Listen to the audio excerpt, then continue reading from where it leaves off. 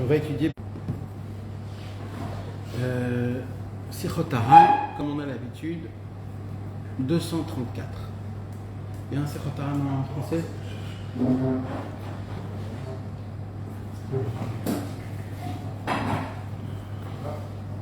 Très bien. Resh Lamed Dalet 234. Ce qu'on va étudier aujourd'hui, Bezrat Hashem, c'est le dernier chapitre sur Hitbodedut. Et après, on va commencer à passer à des chapitres, à des paroles simples, des paroles au hasard, des paroles que Rabbi Nathan il se rappelait, qu'il avait parlé avec Rabbeinu sur des points spéciaux, sur des choses spéciales. Ouais, chaque fois une petite parole. Donc là, on va étudier le dernier paragraphe sur Hitbodedut. Et après, Bezrat Hashem, on commence à passer à plein de petits sujets très sympathiques. Donc, comme c'est le dernier sujet sur Hitbodedut, je voudrais qu'on fasse un petit sikkum obligatoire pour parler de Hitbodedut, de savoir comment ça a commencé, comment ça nous touche à nous, et comment on doit essayer de le prendre à notre manière aujourd'hui dans notre vie personnelle. Alors, avant qu'on commence, beaucoup de gens croient que Hitbodedut, c'est pas Rabbeinu qui l'a dévoilé. Hitbodedut, c'est plein de tzadikim avant qu'ils en ont parlé. Et c'est vrai. Rabbeinu, il n'a pas inventé Hitbodedut. Hitbodedut, c'est le premier où c'est écrit Hitbodedut, si je ne me trompe pas, c'est le fils du Rambam. Le fils du Rambam, il a écrit un livre qui s'appelle Amaspik Leovdei Hashem. Ce qu'il faut pour servir Dieu. Ce livre-là, malheureusement, la majorité a été perdue, mais il nous reste une petite quantité de ce livre. Et dans ce livre-là, il a un chapitre en entier sur Hitbodedut.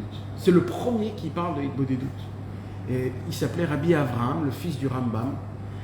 Et Rabbi Avraham, le fils du Rambam, c'était le roche, c'était la tête de tous les tzadikim qui voulaient servir Hachem et complètement se déshabiller de ce monde.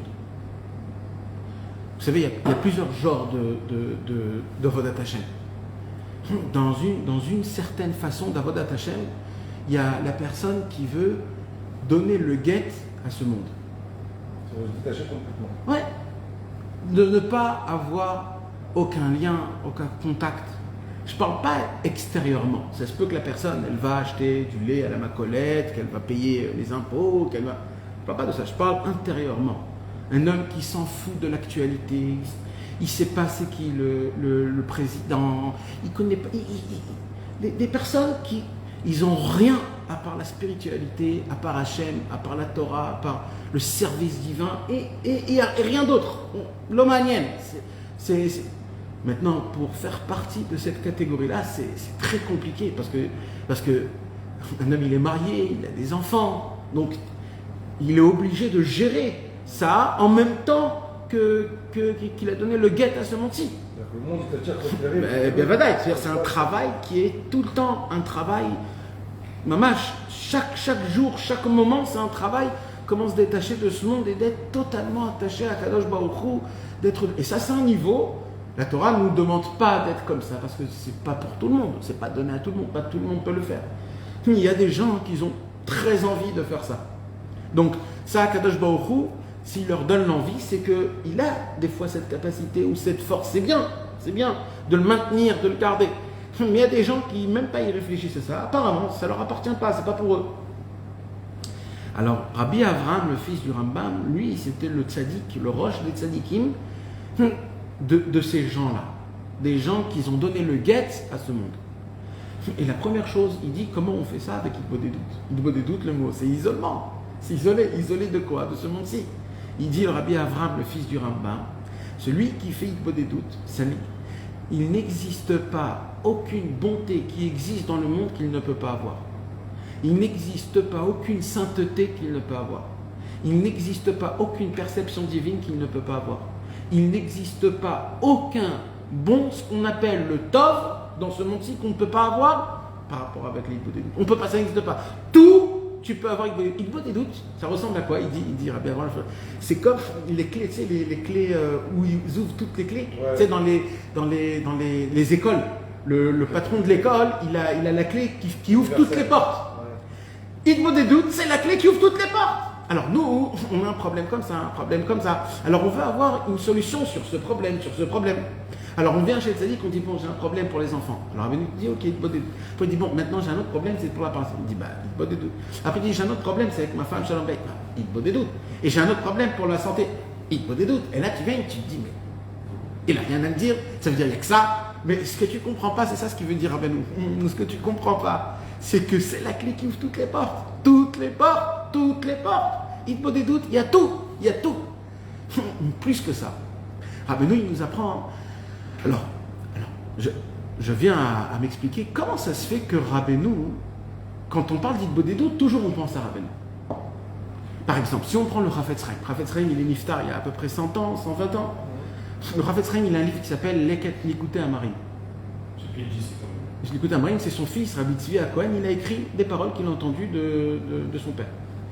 Dans ce livre Likutei Amarim, le Chafetz Chaim, il dit celui qui ne fait pas Hitbod et doute, au moins une fois par semaine, il dit il faut faire tous les jours Hitbod et doute. Chapitre 10. Au moins une fois par semaine, il dit le Chafetz Chaim, tout ce qu'il fait, il n'y a pas de base, il n'y a pas de socle. Tout c'est bancal. Ça peut. Maintenant, le Chafetz Chaim, c'était à peine il y a 120 ans. D'accord? Maintenant, ça veut dire. Qu'est-ce qui est spécialisé? C'est très important de savoir ça. C'est quoi la spécialité que Rabbeinu a découvert? Qu'est-ce que c'est Hitbod et doute? Parce qu'il y a une meyuchadut, il y a une spécialité que Rabbeinu a découvert, que personne au monde a découvert. C'est pour ça que c'est rattaché à Rabbeinu. Eh oui, c'est pour ça qu'à chaque fois qu'on parle de Hitbod et doute, tout le monde, David Ameller, les Avot Akdoshim, Adam Arishon il a écrit. Il est parti 130 ans, il a fait 130 ans d'Hitbod et doute après qu'il a voté. Donc c'est pourquoi Rabbeinu, alors écoutez, c'est un chidouche qui est énorme. Et ça, c'est pas ça. La première fois où Rabbi Nathan, il a vu Rabbi Nachman de Breslev, c'était le mois de Elul. C'était dommage un petit peu avant de Rosh Hashanah, la semaine de Rosh Hashanah. Et Rabbeinu, il a parlé avec Rabbi Nathan, et Bevadaï, la conversation entre le maître et l'élève ultime, qu'il n'y a jamais eu un maître et il n'y a jamais eu un élève pareil. Dans toute l'humanité, dans tout le judaïsme, il n'y a jamais eu un élève comme Rabbi Nathan, il n'y a jamais eu un maître comme Rabbeinu, et eux deux ensemble, ils fusionnent, c'est inimaginable de...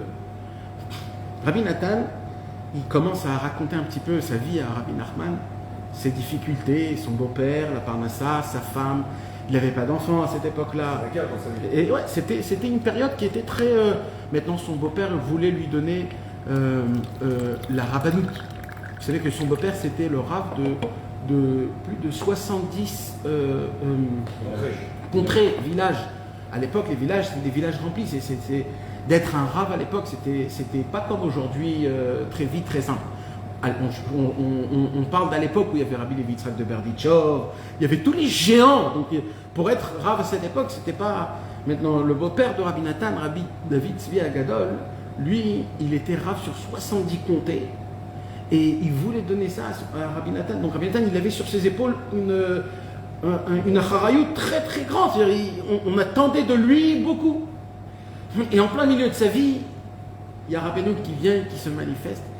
Et là, Rabbi Nathan, il commence à raconter sa vie. Et Rabbeinu, il a dit, viens, on sort dehors, comme un ami. Il sort dehors et Rabbeinu, en marchant, Rabbeinu, il entend tout ce que Rabbi Nathan, comment c'est difficile, comment c'est dur, etc., etc. Et là, il se passe quoi? Rabbeinu, il lui met sa main comme ça. Et là, il lui dit une parole. Que cette parole va changer toute la vie de Rabbi Nathan.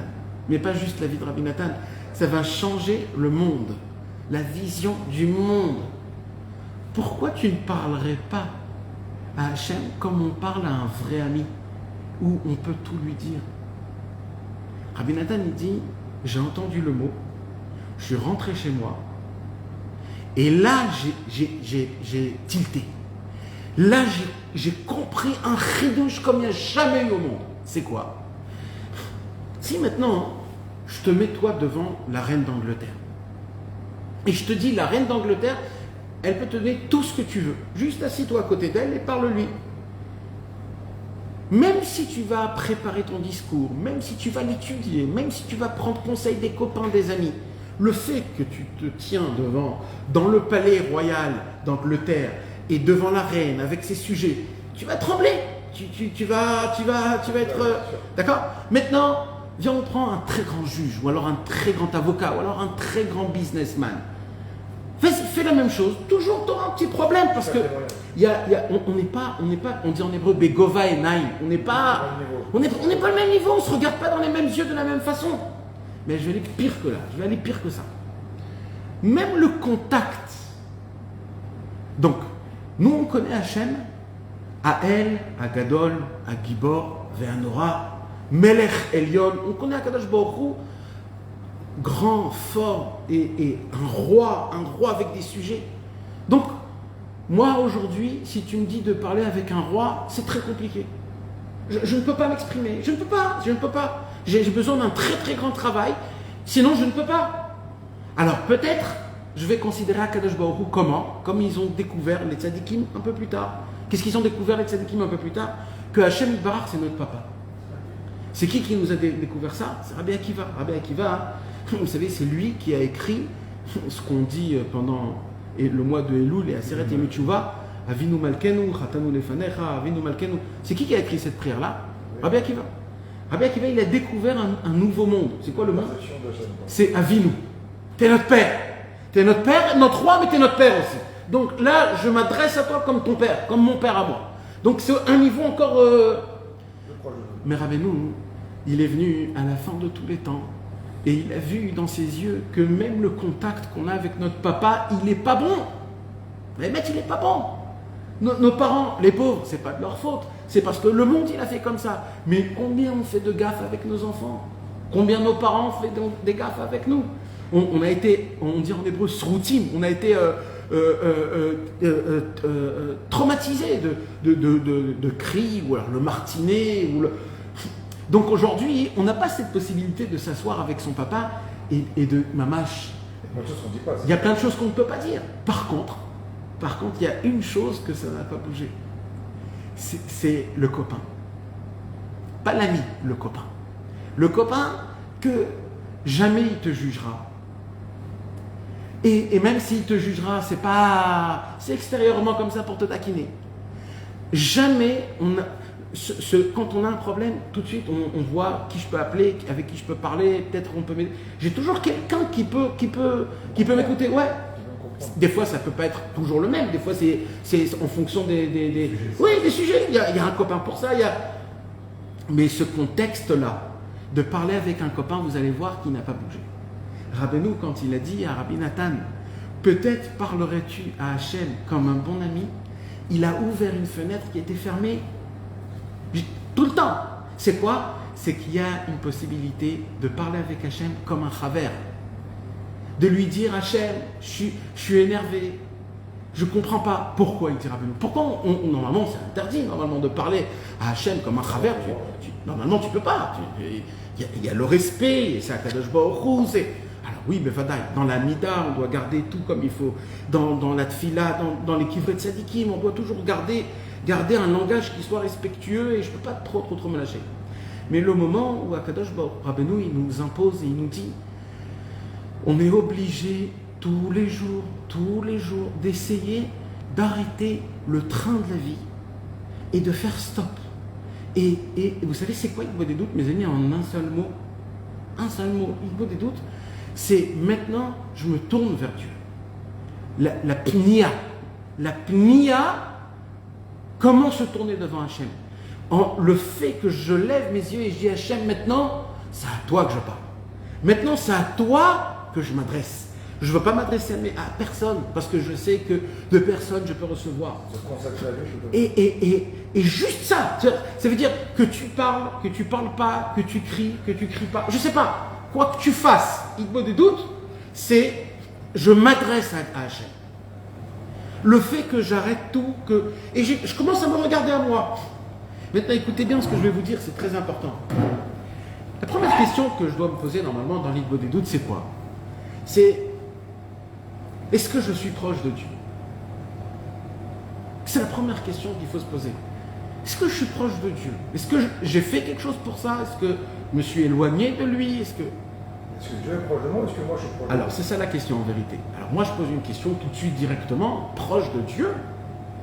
Mais Dieu, il est partout. Alors, proche de quoi? Alors, ça veut dire quoi, proche de Dieu? En vérité, et ça, ça, mes amis, c'est une clé pour comprendre plein de choses, parce que c'est écrit des centaines de fois, Litkarev Lachem. Ça veut dire quoi? Alors, écoutez bien ce que ça veut dire. Vous voulez, en vérité, Hachem, il est proche de nous, le plus proche possible. Il n'y a pas plus proche que Hachem. Vous savez, c'est quoi notre problème? C'est qu'on ne le ressent pas. D'être proche d'Hachem, ça veut dire de ressentir que Dieu, il est proche de moi. Dans la moudaout, c'est-à-dire dans ta conscience, d'être conscient combien il est proche de toi. Maintenant, d'où je dis ça, moi? Je dis ça directement d'une Gemara. La Gemara, elle nous raconte, il y avait un grand sadique qui s'appelait Abba Oumna. Abba Oumna, la Gemara, elle nous raconte sur lui que tous les jours, il recevait une drishat shalom. Comment on dit une drishat shalom? Un bonjour de Dieu directement. Tous les jours. Abba Oumna, il reçoit un bonjour de Hachem. Shalom. Alors maintenant, je veux comprendre cette Gemara. Mazaomer, s'il te pose la question comment ça va, Hachem, il sait tout. Alors pourquoi il te pose comment ça va? C'est quoi la raison que tu poses quand quelqu'un me dit? C'est parce que, en fait, je suis mitanienne. C'est-à-dire, je m'intéresse à toi. Tu es important à moi, à mes yeux. Tu es très précieux pour moi. Je veux savoir.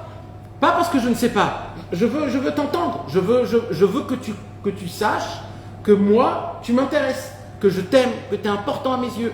Alors Hachem, tellement il aimait Abba Oumna, tous les jours, il lui donnait un bonjour. Maintenant, c'est pas parce qu'il voulait savoir si c'est un bonjour ou pas un bonjour, si ça va ou si ça va pas. C'était pour lui faire montrer en vérité. Regarde combien tu es important à mes yeux, tu es proche de moi. Maintenant, écoutez bien. C'est quoi le bonjour? Alors, c'est quoi le bonjour? On n'entend pas Hachem parler. Alors, c'est quoi le bonjour? Alors, c'est la question que les Rishonim ils posent la question. De quoi on parle? C'était quoi cette conversation? Qu'est-ce qu'il entendait? Qu'est-ce qu'il entendait et qu'est-ce qu'il répondait? La Gemara ne nous dit pas. Et j'ai entendu une explication d'un principe Breslev très ancien, une explication exceptionnelle. J'ai jamais entendu une aussi belle parole comme ça, qui est basée apparemment sur Rabbi Nathan.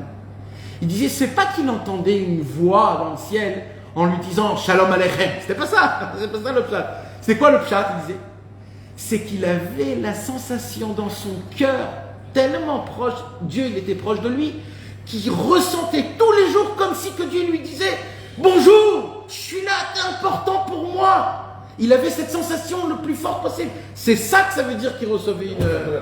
Et ça, cette explication, tu peux l'adapter à tous les endroits où il y a des histoires comme ça, où tu vois des conversations entre Hachem. Ça veut dire quoi que je suis loin de Dieu? Je suis loin de Dieu, ça veut dire je n'arrive pas à ressentir combien Dieu il est proche de moi. Et j'ai besoin, moi, dans ma vie, d'avoir cette sensation. Obligatoire. Sinon je tourne en rien, en dame pour rien. Donc c'est que nous les fautifs, on est pas. Exactement. Le problème ici, c'est que Hachem, en fait, il nous dit faites pour que vous puissiez me sentir à moi, pour que vous puissiez. Parce qu'Akadosh Baruch Hu, d'une certaine façon, il est un petit peu. Il est dans un problème. Parce que c'est quoi son pire problème? Son pire problème, c'est qu'il veut nous faire montrer son amour et sa bonté qu'il a envers nous, et nous, on ne la comprend pas. Imagine-toi un papa qui a un enfant, qu'il essaye de lui faire montrer de l'amour, et cet enfant, il ne veut rien entendre, il ne veut rien savoir, et il croit que son père ou sa mère l'insulte et il n'aime pas. Un homme, il peut devenir fou. Un papa, il devient fou quand il voit quelque chose comme ça. Quelque part, à Kadosh Baruch Hu, quand nous, on ne fait pas Hitbodedut, il est dans cette situation. Parce que vous savez, mes amis, quand on fait Hitbodedut, on a cette sensation du bonjour. On a le bonjour d'Hachem. Parce que tu es en train de parler, tu converses, il te donne des idées, tu sens la présence d'Hachem. Tu es ma mine dans la Kadosh Baruch Hu. Donc, en vérité, le secret que Rabbeinu il nous dévoile, c'est que ce qu'il a fait Rabbeinu quand il nous a parlé d'Hitbodedut, il n'a pas juste parlé d'Hitbodedut, il a fait rabaisser l'Hitbodedut même aux gens les plus bas, les plus bas, les plus bas, les plus bas. Tu peux parler avec le Dieu de tous les dieux comme tu parles à un ami. Ça veut dire quoi? Ça veut dire enlève tout ce que tu as. Il n'y a pas de règles. Il n'y a pas de règles. Bien sûr, il y a des règles. Mais même les règles, la première règle, c'est qu'il n'y a pas de règles. Après, il y a des règles. Mais Hitbodedut, c'est juste lâche-toi et adresse-toi vers Akadosh Baruch Hu. Devant personne d'autre, personne d'autre. Et ça, mes amis, c'est un chidouche qui est énorme. C'est pour ça que chaque fois qu'on parle d'Hitbodedut, on le met sur Rabbeinu. Pourquoi? Parce que Rabbeinu, c'est le seul qui l'a rabaissé à notre niveau, au niveau le plus bas, le plus bas, le plus bas. Le Midrash, dans le Midrash Tanchuma, il l'a écrit là-bas, hein, je vous l'ai déjà dit, mais dans le Midrash Tanchuma, il donne une explication plus grande. Le Midrash Tanchuma, il dit aux pochés Israël, les pochés Israël, ceux qui ne font pas Torah ou mitzvot et qui ne sont pas religieux, ou ils ont cette étiquette qu'on appelle poché Israël, c'est très grave, ça veut dire c'est des fauteurs. Alors il dit, qu'est-ce qui se passe quand un poché Israël il parle à Hachem? Écoutez bien mes amis, le Midrash. Le Midrash il dit, au moment où un juif il parle à Dieu, une conversation, je parle pas Shacharit Mincha Arvit, je parle une conversation de soi-même. À ce moment-là même, Dieu, il a créé des anges qui sont spécialisés pour prendre les prières du même Israël et les amener là où ils doivent être. Il a spécialisé des anges très spéciaux, très grands, très forts, très puissants. Le premier qui a commencé à prier Hachem, c'était Ishmaël. Ishmaël, qui était un rachat. C'était un rachat, il a prié Hachem. Un rachat comme Ishmaël, c'est quelque chose quand même. Et qu'est-ce qu'il y a écrit dans Ishmaël? Dans le Midrash, il raconte que l'ange qui était fait pour prendre le tfilot, il est descendu et il vient pour attraper la prière de Ishmaël et il voit qu'il n'a même pas le droit de la toucher. Tellement elle est puissante, il ne peut même pas la prendre, il ne peut même pas la toucher, il ne peut rien faire avec. Alors il monte chez Hachem, il dit Hachem, je ne peux pas faire ce qu'il faut faire.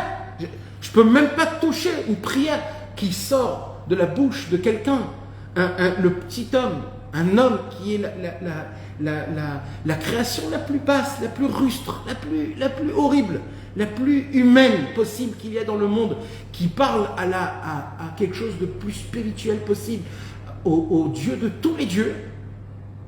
Il n'y a pas plus puissant que ça. Et même l'ange qui a été fait, banni pour prendre la prière, il n'arrive pas à prendre, ça l'électrocute. Trop puissant. Alors Akadosh Baruch Hu, il dit, c'est ton travail, trouve une solution. Et qu'est-ce qu'il fait l'ange alors? L'ange il dit, écoute, il parle à la prière, il dit, je vais prendre cette prière et je vais la former en couronne. Et je vais jurer la couronne qu'elle aille là où elle doit y aller. Parce que même moi, je ne sais pas où elles vont les tfilotes. Et le Midrash dit, et comme ça se passe à chaque fois qu'un juif il prie Hachem, même les anges n'ont pas le droit de la toucher tellement elle est puissante. Sur chaque prière, il y a un ange qui vient, qui oblige la prière par une shvoua, c'est-à-dire par un serment, de monter là où elle sait. Parce que même l'ange ne sait pas. Et pourtant, on dit qu'on n'est pas bénien. Là, il n'est pas bénien. Oui, alors c'est quoi la question? Alors, c'est pas dans tous les cas que la fila est non, alors ce qui se passe, c'est que quand un homme il prie, alors il y a plusieurs niveaux. Alors on va parler de ça. C'était un petit peu ce qu'on va. Une des raisons pour laquelle malheureusement on tombe dans le désespoir et qu'on n'arrive pas à prendre au sérieux le inyan de la tfila et de Hitbodedut tous les jours comme il faut. Pourquoi? Parce qu'il faut être un imbécile quand on entend des paroles pareilles. Il faut être un imbécile pour ne pas appliquer Hitbodedut. Je vais mentionner un autre midrash. Encore plus, après j'arrive à la réponse. Il y a un midrash sur les Teilim. D'accord? Dans les Teilim, il y a écrit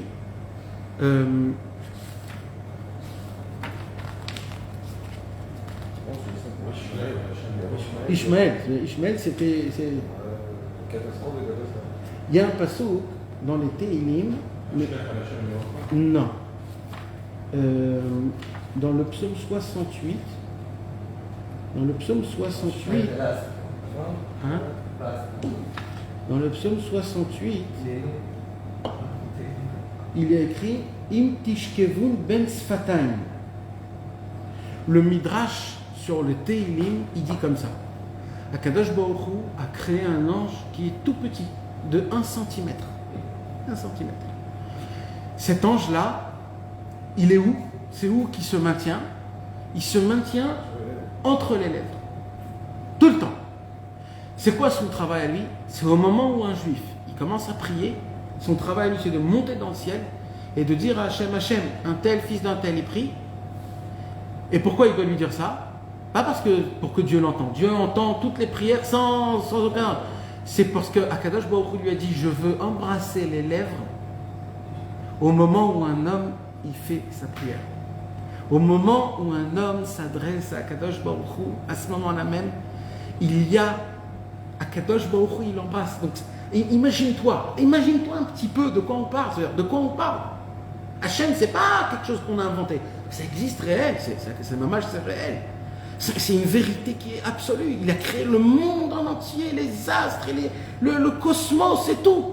C'est cette même chose, elle vient m'embrasser parce que je prie à Kadosh Baruch Hu. Ça veut dire, il faut être un imbécile pour ne pas comprendre combien c'est important l'Ikbo des doutes. Alors, la question qui vient et qui se pose, je reviens à la question, c'est comment c'est possible que malheureusement on n'arrive pas à maintenir ça comme il faut. Comment j'arrive encore et je vois que le Yetzer Hara, il a encore cette possibilité de me mettre le doute, ou alors d'être fatigué, d'être lourd, d'être fainéant, de me dire bon, demain ou après-demain, ou alors de commencer à faire et vite fait de désespérer, de dire bon, j'arrive pas à parler, j'ai pas le temps, je trouve pas. Comment c'est possible ça? Alors Rabbeinu, il a répondu à ça déjà. Donc, on l'a étudié il y a quelques sirotes avant, Rabbeinu a dit c'est parce qu'on voit qu'on prie et ça ne marche pas. Ouais, ça décourage. Ça décourage. Comment ça commence par quoi? Ça commence déjà par le Shmona Esrei, la Hamida qu'on fait. Ça fait combien de temps qu'on fait l'Hamida? Depuis tout petit, on fait l'Hamida. 3 fois par jour, on fait l'Hamida. Qu'est-ce qu'on dit dans l'Hamida?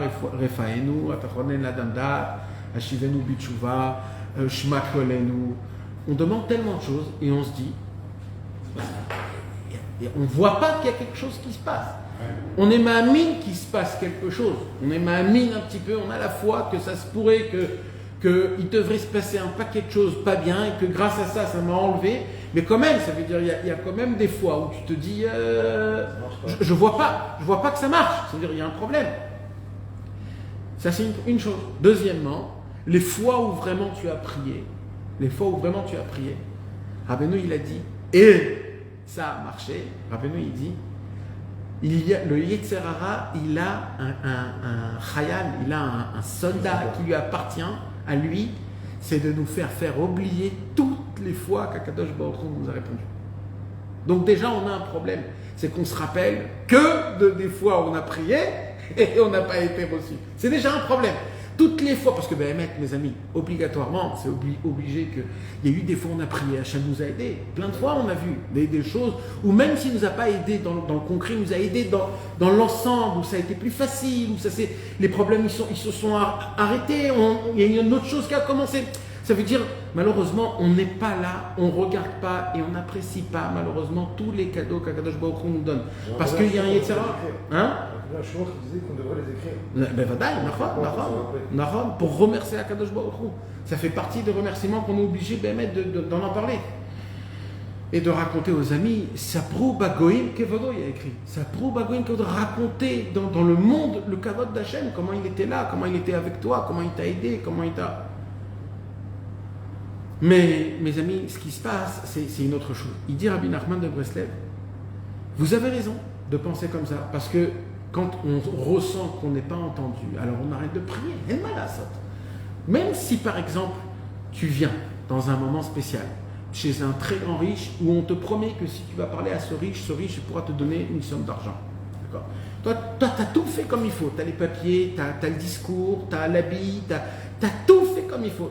Mais le problème, c'est que tu frappes à la porte. Le mec, il n'est pas là, donc c'est qui le problème? C'est pas moi le problème, c'est toi le problème. Moi, j'ai tout. J'ai les feuilles, j'ai tout ce qu'il faut. Mais je frappe, il n'y a pas. Maintenant, imaginez-vous, Bémet, je vous pose vraiment la question. Imaginez-vous, je suis à côté de vous, je vous dis, tu sais, il est dans la maison. Il t'ouvre pas, mais il est dans la maison. Qu'est-ce que vous faites? Je sais pas, je tape, retapes. Tu retapes. Moi, j'ai honte. Hein? Il ne veut pas mourir, j'ai honte. T'as honte maintenant. Mais si tu serais dans le besoin à mourir en te disant j'ai besoin de cet argent et c'est plus fort que la honte. Ah, c'est la personne imprévue. Parce que tu te dis moi je ne peux pas rentrer chez moi avec les mains dans les poches. Je peux pas, j'ai besoin de cet argent. Tant qu'on se dit qu'on peut avoir une autre solution, alors. Voilà. Au moment où tu te dis qu'il y a une autre solution, tu perds la tfila. La tfila c'est que quand tu le mets, quand tu sais plus quoi faire. Rabbeinu il dit lama. Tout tu peux. C'est comme par exemple les gens, ils aiment, ça aussi c'est un des élèves du Baal Shem Tov qui a dit. Il a dit, un des élèves du Baal Shem Tov, et Baor de Mejibouj, il dit les gens ils aiment être les amis de grands sages, de docteurs, de grandes personnes riches, des personnes importantes. Il dit mais pourquoi être les amis à eux quand eux ils prennent toute leur grandeur de Dieu, soit l'ami de Dieu directement? La source. Tu es à la source. Mais Bémet, c'est la source. Vous savez, il y a l'évad et l'évado. Il y a l'évad et l'évado. Vous savez, c'est quoi la différence entre l'évad et l'évado? Il y a écrit dans la Gemara, c'est pas bien du tout d'être seul. Pas bien du tout d'être seul. L'otov et yot à Adam, l'évado. Maintenant, moi je me dis, attends. Tout le lien de Bodédout, c'est l'évad. Rabbeinu, il a dit, Echadaya Avraham, il faut être seul comme Avraham. Alors comment Alors il y a un digdouk, il y a une précision entre l'évado et l'évad. C'est quoi en français? C'est seul et tout seul. C'est quel qui est seul, c'est quel qui est tout seul. Alors, tout seul, c'est quand tu es tout seul sans Hachem. C'est quoi, les vados? Ça, c'est l'évado. Parce qu'il n'y a que Hachem qui est les vados. En od milvado. Il n'y a que lui qui est seul. Mais toi, quand tu crois que tu es seul, il dira ben non. Et sans Hachem, ça en tov et yot adam levado. Tu prends pour Hachem, c'est Naron. Par contre, il dira ben non. Par contre, le mot itbodedut vient du mot levad, badad, levad. Levad d'être seul avec Hachem, il n'y a pas meilleur que ça au monde. Quand tu es avec Hachem, d'être seul avec Hachem, c'est ça le top. Mais d'être seul en croyant qu'Hachem, il n'est pas avec toi, comme on vient d'expliquer tout à l'heure, il n'y a pas plus grave que ça au monde. C'est Rabbi Nathan. Rabbi Nathan, avec Rabbi Baruch, c'est une... Donc, mais c'est important de savoir cette chose-là. C'est quoi? D'être seul ou d'être pas seul? C'est quoi la sensation que je dois avoir? Je dois être toujours isolé, je dois être... C'est pour ça aussi le mot Itbodedut, c'est-à-dire aussi isolé. C'est-à-dire quoi isolé? C'est pas que tu es tout seul, tu t'isoles de quelque chose, mais tu n'es pas tout seul. Tu t'isoles de quelque chose, mais tu es avec Hachem, tu es avec les tzadikim, tu es avec la Torah, les Neshamot, tous ils sont là à côté de toi. Donc Rabbeinu, il nous a... Non mais en vérité, en une heure, on ne peut pas parler de Itbodedut, ni en 10 ans, on ne peut pas parler de ce que c'est Itbodedut. Itbodedut, mes amis, si on ne le vit pas, on ne peut même pas en parler à quelqu'un d'autre. On ne peut même pas en parler à quelqu'un d'autre. Parce que quand toi-même tu vas faire Itbodedut, tu marches pour aller dans une forêt, ou dans le bord de la mer, ou quelque part isolé. Même la marche, le fait de te conditionner une heure, le fait de t'organiser. La préparation. Dans le Sefer Hamidot, il y a écrit la préparation elle est plus forte que la chose en elle-même, que la mitzvah en elle-même. Imagine-toi. Tout le fait, comment tu te conditionnes. Et tu arrives, sauf t'arrives. Allez, t'as tout cassé, les méniotes, t'as tout fait. T'arrives, tu t'assois ou t'es debout. Et là, il y a un blanc. Je commence par quoi? Par quoi? Bon, et apparemment, il faut dire merci. Et là, tu dis, sur quoi je vais dire merci? Merci de quoi? Merci. Alors, je sais qu'il y a plein de choses que je dois dire merci. Mais je ne vais pas jouer le clown devant Hachem. Je suis pas mal et j'ai des problèmes de santé. Exactement. Je dis Hachem, oui, je dois te dire merci. Mais tu veux savoir ma sensation actuelle? Je ne suis pas au mode merci. Rabbeinu te dit, t'inquiète pas. Hachem, c'est ton ami. Tu veux râler, râle, c'est le moment. Au moins, tu sais le faire à qui il faut faire. Au moins, tu sais à qui il faut s'adresser. C'est tout. Maintenant, il vient Rabbeinu et il nous apprend un chidouche. Donc, c'est quoi où il veut en venir, Rabbeinu? Rabbeinu, il vient et il dit, donc, pourquoi on ne le fait pas? Pourquoi on ne le fait pas? Il dit, Rabbeinu, on ne le fait pas parce qu'on a été déçus, pour lequel on n'a pas vu qu'on a été répondu. Mais moi, je voudrais casser cette pensée-là.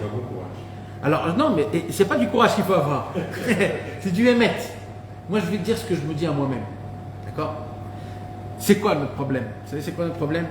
C'est qu'on croit savoir comment avoir une vie bonne. On s'est créé un mode de vie qu'on s'est dit, c'est ça une bonne vie. Et maintenant, en fonction de ça, tu vas tout demander à Hachem en fonction de ton film que tu t'es fait. Mais Hachem, il te dit, mais c'est très grave si je te donne ce que tu veux. C'est hyper grave même. Tu veux que je te donne, tu veux que je te donne des gifles, tu veux que je te casse en deux, tu veux que je te donne... Si je te donne de l'argent, tu sais qui tu vas devenir? Tu vas devenir un égoïste, tu vas penser qu'à toi, tu vas mentir, tu vas garder l'argent pour toi. Moi, je veux pas que tu sois comme ça. Donc, je te donne ce que tu as besoin. Alors oui. Non, alors je sais pas, je suis pas Dieu pour expliquer tout. Mais ce qui est certain, c'est que Akadosh Baruch Hu, il sait très bien à qui donner, quoi donner, comment donner et quand donner. Une fois que t'es vieux, t'as plus besoin de faire. T'es vieux. Une fois qu'on t'est jeune, de faire des enfants. Tu sais, on est à la. Tu sais, aujourd'hui, je vais te dire quelque chose. On est à la fin des temps. On est à la fin des temps. Les règles, même dans la Torah, c'est pas qu'ils changent. C'est que ils ont une autre façon d'être vus, d'être expliqués, d'être perçus. Et je vais te dire en l'argot, il n'y a plus de règles. Mais non, parce qu'on est à la fin de la marmite. Tu sais, quand tu cuis quelque chose, alors à la fin, c'est un peu brûlé. Alors on ne prend jamais de la fin. Tu veux toujours prendre de en haut parce que c'est pas brûlé. Tu sais, nous, on est le noir qui est collé. Non, mais ma mâche, je rigole pas. On est le noir qui est collé à la marmite, qui ne veut pas sortir de la marmite. La marmite, c'est ce monde. On croit encore qu'on est un super bon plat et qu'on va se désirer. On est complètement brûlé, cramé, pourri, ça sent mauvais. Je suis pas bon du tout, pas bon du tout. Il y a des problèmes avec des gens qui n'arrivent pas à se marier. Même que des fois, ça peut être très longtemps. Des personnes déjà même âgées. Ça se pourrait qu'il y a des gens aussi qui se marient qui n'ont pas d'enfants. Il y a des gens qui n'ont pas de parnassa. Il y a des gens qui veulent devenir juifs et qui n'arrivent pas à devenir juifs. Il y a des gens qui essayent d'être des tzadikim. Toi, c'est un problème X, mais il y a des autres problèmes, par exemple, où un homme, ça fait 30 ans qu'il essaye de devenir un tzadik, qui se prend en main, qui prie à Hachem, et on lui donne pas des coups. On le massacre spirituellement. Tu sais ce que c'est un massacre spirituel? Tous les jours, il se bat, et tous les jours, il se réveille, il se met à pied, il se dit...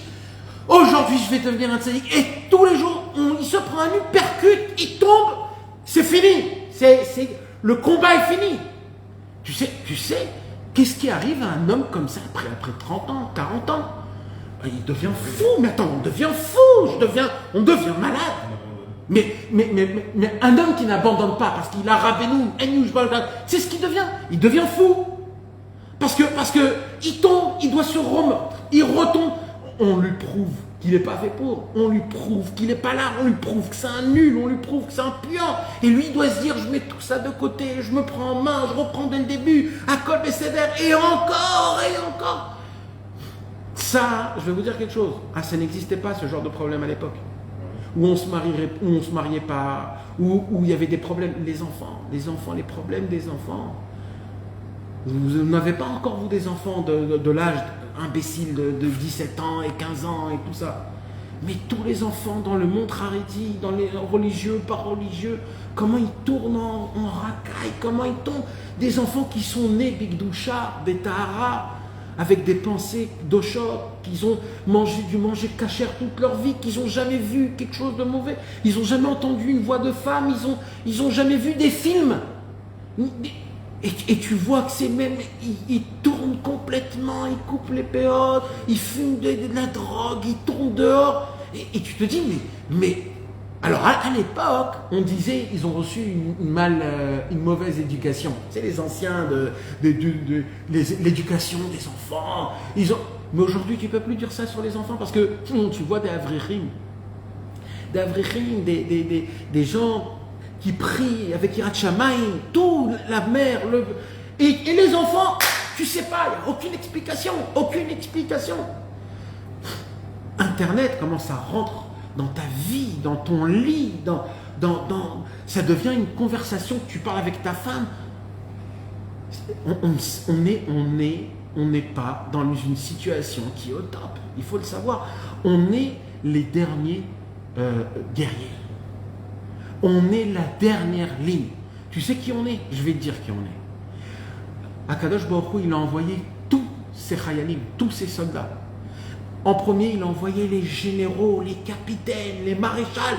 Ils ont fait un massacre. Ils ont fait un massacre contre les mauvaises forces. Ils ont enlevé le Yetzer Hara de la Avodah Zara. Ils ont créé toute la halachot, toute la Torah Sheba'al Peh, tout un judaïsme gigantesque avec la Torah énorme. Mais ils sont partis. Après, ils sont venus des soldats, des petits caporals, des petits... eux aussi, ils se sont battus. Mais le problème, c'est que la guerre continue. Elle ne veut pas s'arrêter. La guerre, il y a encore et encore des combats. Et en fin de compte, il reste qui? Il reste les imbéciles, les petits... Ceux qui ne voulaient pas aller à la guerre. Tu sais, comme en Russie. En Russie, il y a les mecs qui se sont barrés en premier. 3 millions, ils se sont barrés. Et il y a les mecs qui pouvaient, ils sont restés. Vous savez qui on est, nous? On est ces vieux-là, ces vieux et ces jeunes. On est là, on veut toute la journée dormir, on veut toute la journée bouffer, vacances, on veut que de la sensation, que dépenser de l'argent, voir des films. On veut rien foutre de la journée et on veut tout recevoir aussi. Et on veut être des tzadikim en même temps. Et c'est qui qu'on envoie à l'armée, à la guerre? C'est ces mecs-là. Et toi, tu veux que ça soit comme il faut. Tu as raison que normalement, c'est pas normal ça. Un homme, il doit avoir ce qu'il doit avoir, le minimum. Mais si tout le monde fait ça, je veux bien, mais quand tu vois que 99% ils sont mariés, 99% ils sont en bonne santé. Et de quoi tu me parles? Là, c'est faux complètement. Là, si tu veux, on va faire un petit tour, si tu veux. Fais un tour avec moi, un petit peu. Un jour, une seule journée, 24 heures. Je vais te faire montrer c'est quoi ce 100% qui me parle. Il n'y a personne aujourd'hui. Personne. On a tous des galères. Rien ne va dans la normalité. Tu sais c'est quoi qui va dans la normalité?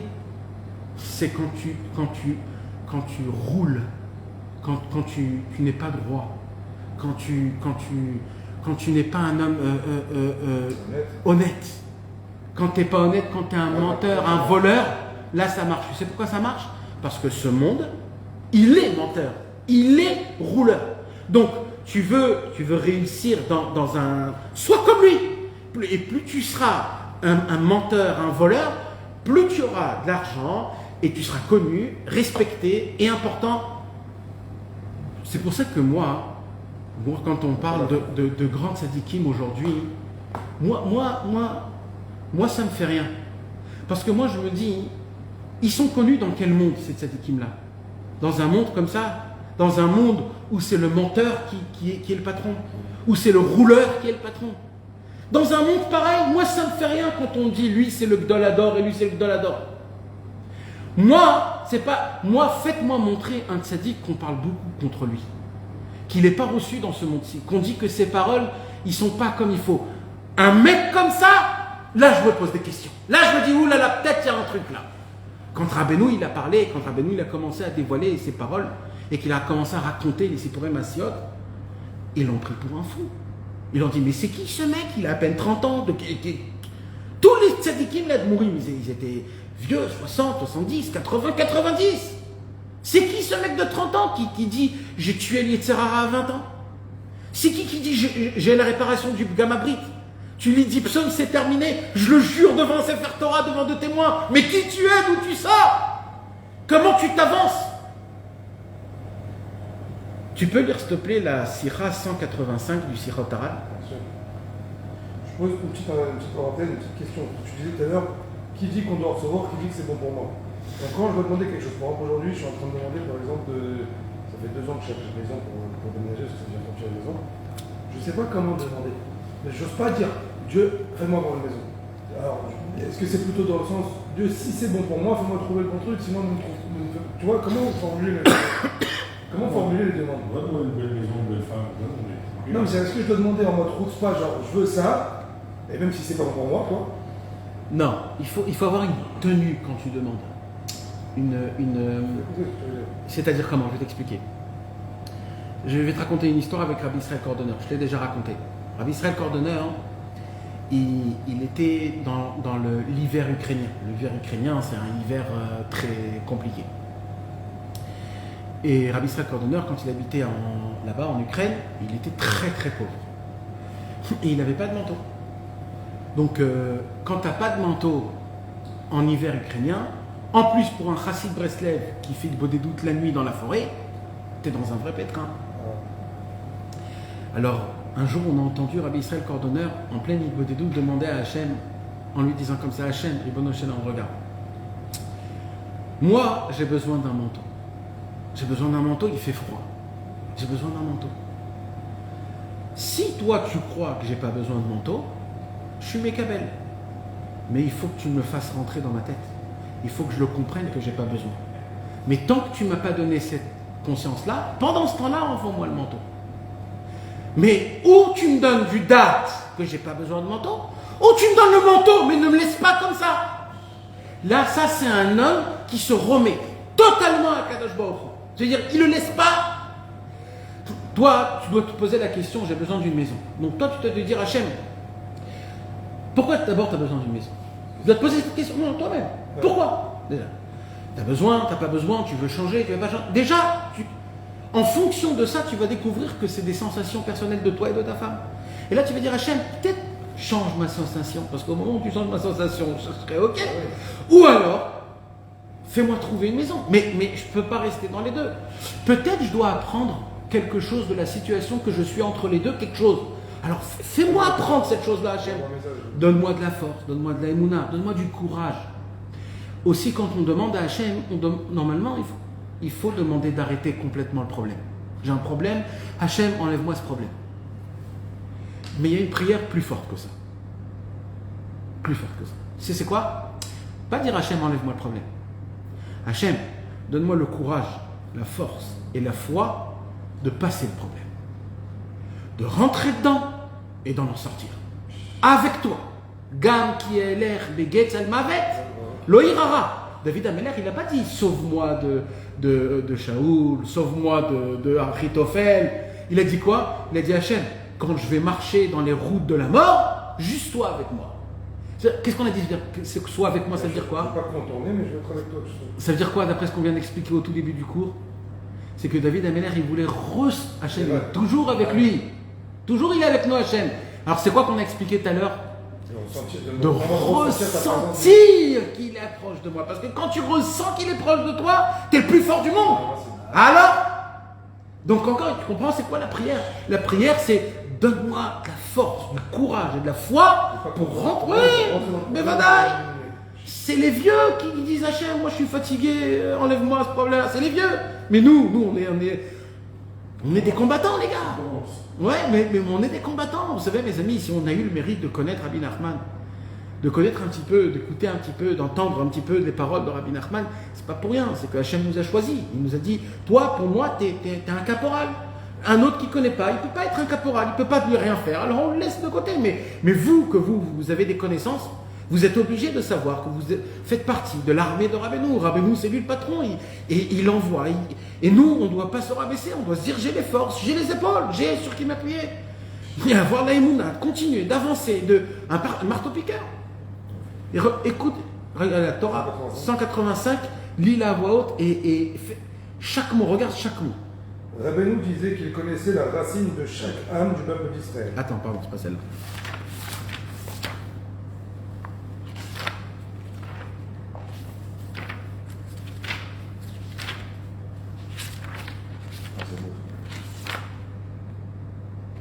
Ça marche pour la maison. 185, t'as lu? Ouais. Si tu ne veux pas changer, il faut mettre dans la tête d'être bien là Mais une femme, je peux choisir. Si je ne dois pas avoir faim, alors moi je suis dans cette emploi avec une femme. Ah.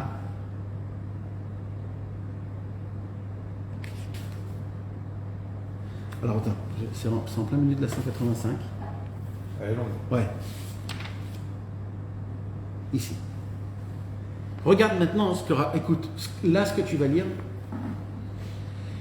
Aucun tzaddik, depuis la création du monde, a dit une parole pareille. Aucun. Aucun. Maintenant, malheureusement, nous les Français, on n'a aucune connaissance. Donc, on peut se dire, ah bon, comment il ose dire ça? Mes amis, ça se pose pas comme question. Quand un tzaddik, de cette manière, de cette grandeur, que personne au monde s'est opposé à Rabbeinu, en tant que tzaddik, personne. Personne a osé dire sur un mot que peut-être il s'est trompé. Personne. Bidou Kafour, à l'envers. D'accord? Donc, de dire ici qu'il ment, ou qu'il exagère, ou que c'est faux, on n'a pas le droit. C'est un sourd, c'est un gamme dans les Mounat Rachamim. Donc c'est obligé que ce qu'il y a écrit ici, c'est émettre la mytho. D'accord? Maintenant, écoutez comment il s'avance et qu'est-ce qu'il dit Rabbeinu. Écoutez bien. Il disait, chaque pratique que je recommande à mes disciples est propice, répare et aide énormément pour le passé, le futur, après la disparition d'un homme de ce monde, et pour les temps messianiques, la résurrection des morts, et pour les temps futurs. T'imagines là? T'imagines? Là, il a inclus le passé, le présent, le futur, et le futur du futur. Et là, il n'a pas dit pour un seul conseil. Chaque pratique, chaque chose que je vous donne, comme chaque conseil, chaque enseignement, chaque parole que je vous donne, c'est pas juste bien pour un concept d'une personne dans une catégorie pareille. Non. C'est pour tout le monde et pour tout le temps. Pour maintenant, pour après la mort, après le Mashiach et après le Mashiach. Ça veut dire que c'est infini. Je ne vous ai pas donné, tu sais, il y a des gens qui viennent et qui disent sur cette maladie, prends ça, ça va t'aider. Maintenant, tu prends le cachet, ça t'enlève le mal, mais la maladie, elle est toujours là. D'accord? Là, Rabbeinu, il vient et dit, moi, c'est pas un conseil que je vais te donner sur place. C'est un conseil qu'au moment où tu vas le prendre, ça va te réparer totalement jusqu'à la fin de tous les temps. Plus jamais tu vas en parler de ce problème. Terminé. Chaque pratique. Faut que je la relis, cette phrase. Mais va qu'il faut la relire. Chaque pratique. Mais en hébreu, je vais te la refaire en hébreu parce qu'en hébreu, le lachon de Rabbeinu, c'est inimaginable. C'est inimaginable. Moi, je connais quelqu'un qui est devenu Breslev rien qu'en lisant cette phrase. Maman. Parce que lui, il a la Emunat Rachamim. Il sait ce que c'est quand un tzaddik il dit. Donc, quand tu entends, par exemple, imagine-toi, Chas v'Shalom, l'Avdil, Elef Alfé, Avdalot, Jeff Bezos, ou alors des grandes personnes comme ça. Ou alors Elon Musk qui vient et qui dit, écoutez, j'ai un conseil dans le business à vous donner, bombe atomique. Tu t'annules devant lui comme un chien galeux comme ça. C'est ce que je m'en fils. Le pire, c'est ce qu'on fait tous les jours. Mais ça, mon frère, c'est Rabbeinu, il vient et il te dit, écoute, alors regarde qu'est-ce qu'il dit Rabbeinu. Ve'amar beferush beze alachan. Ve'amar, il a dit beferush, c'est-à-dire vraiment dans ces mots, beze alachan, dans ce mot-là. Kol anaga ve'anaga. Chaque coutume, demande au comportement que je vous demande. Shani metzavel asot, que je vous ordonne de faire. Uzgula, c'est une ségoula. Vetikun, et une réparation. Ou Moïl, et ça aide. Alkol mashava, à tout ce qu'il a fait dans le passé. Alatid, tout ce qui va se passer dans le futur. Ou la haristakut adam, ça va l'aider même après sa mort. Veleyemot Mashiach, quand Mashiach viendra aussi, ça va l'aider. Veletriat ametim, et même quand on va avoir la résurrection. Parce qu'après la résurrection, il est écrit que quand on va se relever dans la résurrection, on va être comme Adam Arishon avant la faute. Alors apparemment, tu vas dire, où il est le problème? Quelle mauvaise chose il y a? Rabbeinu, il dit, mon conseil il est tellement puissant que même à ce moment-là où tu seras comme Adam Arishon avant la faute, ça va t'aider encore ce conseil-là. Les triat ametim, velati de lavo. C'est quoi velati de lavo? Dans le 8e millénaire, le 9e, parce qu'on est dans le 5e, 6e millénaire. Même le 7e millénaire, le 8e, le 9e, le 10e, où il y a écrit qu'on commence à devenir des anges, etc.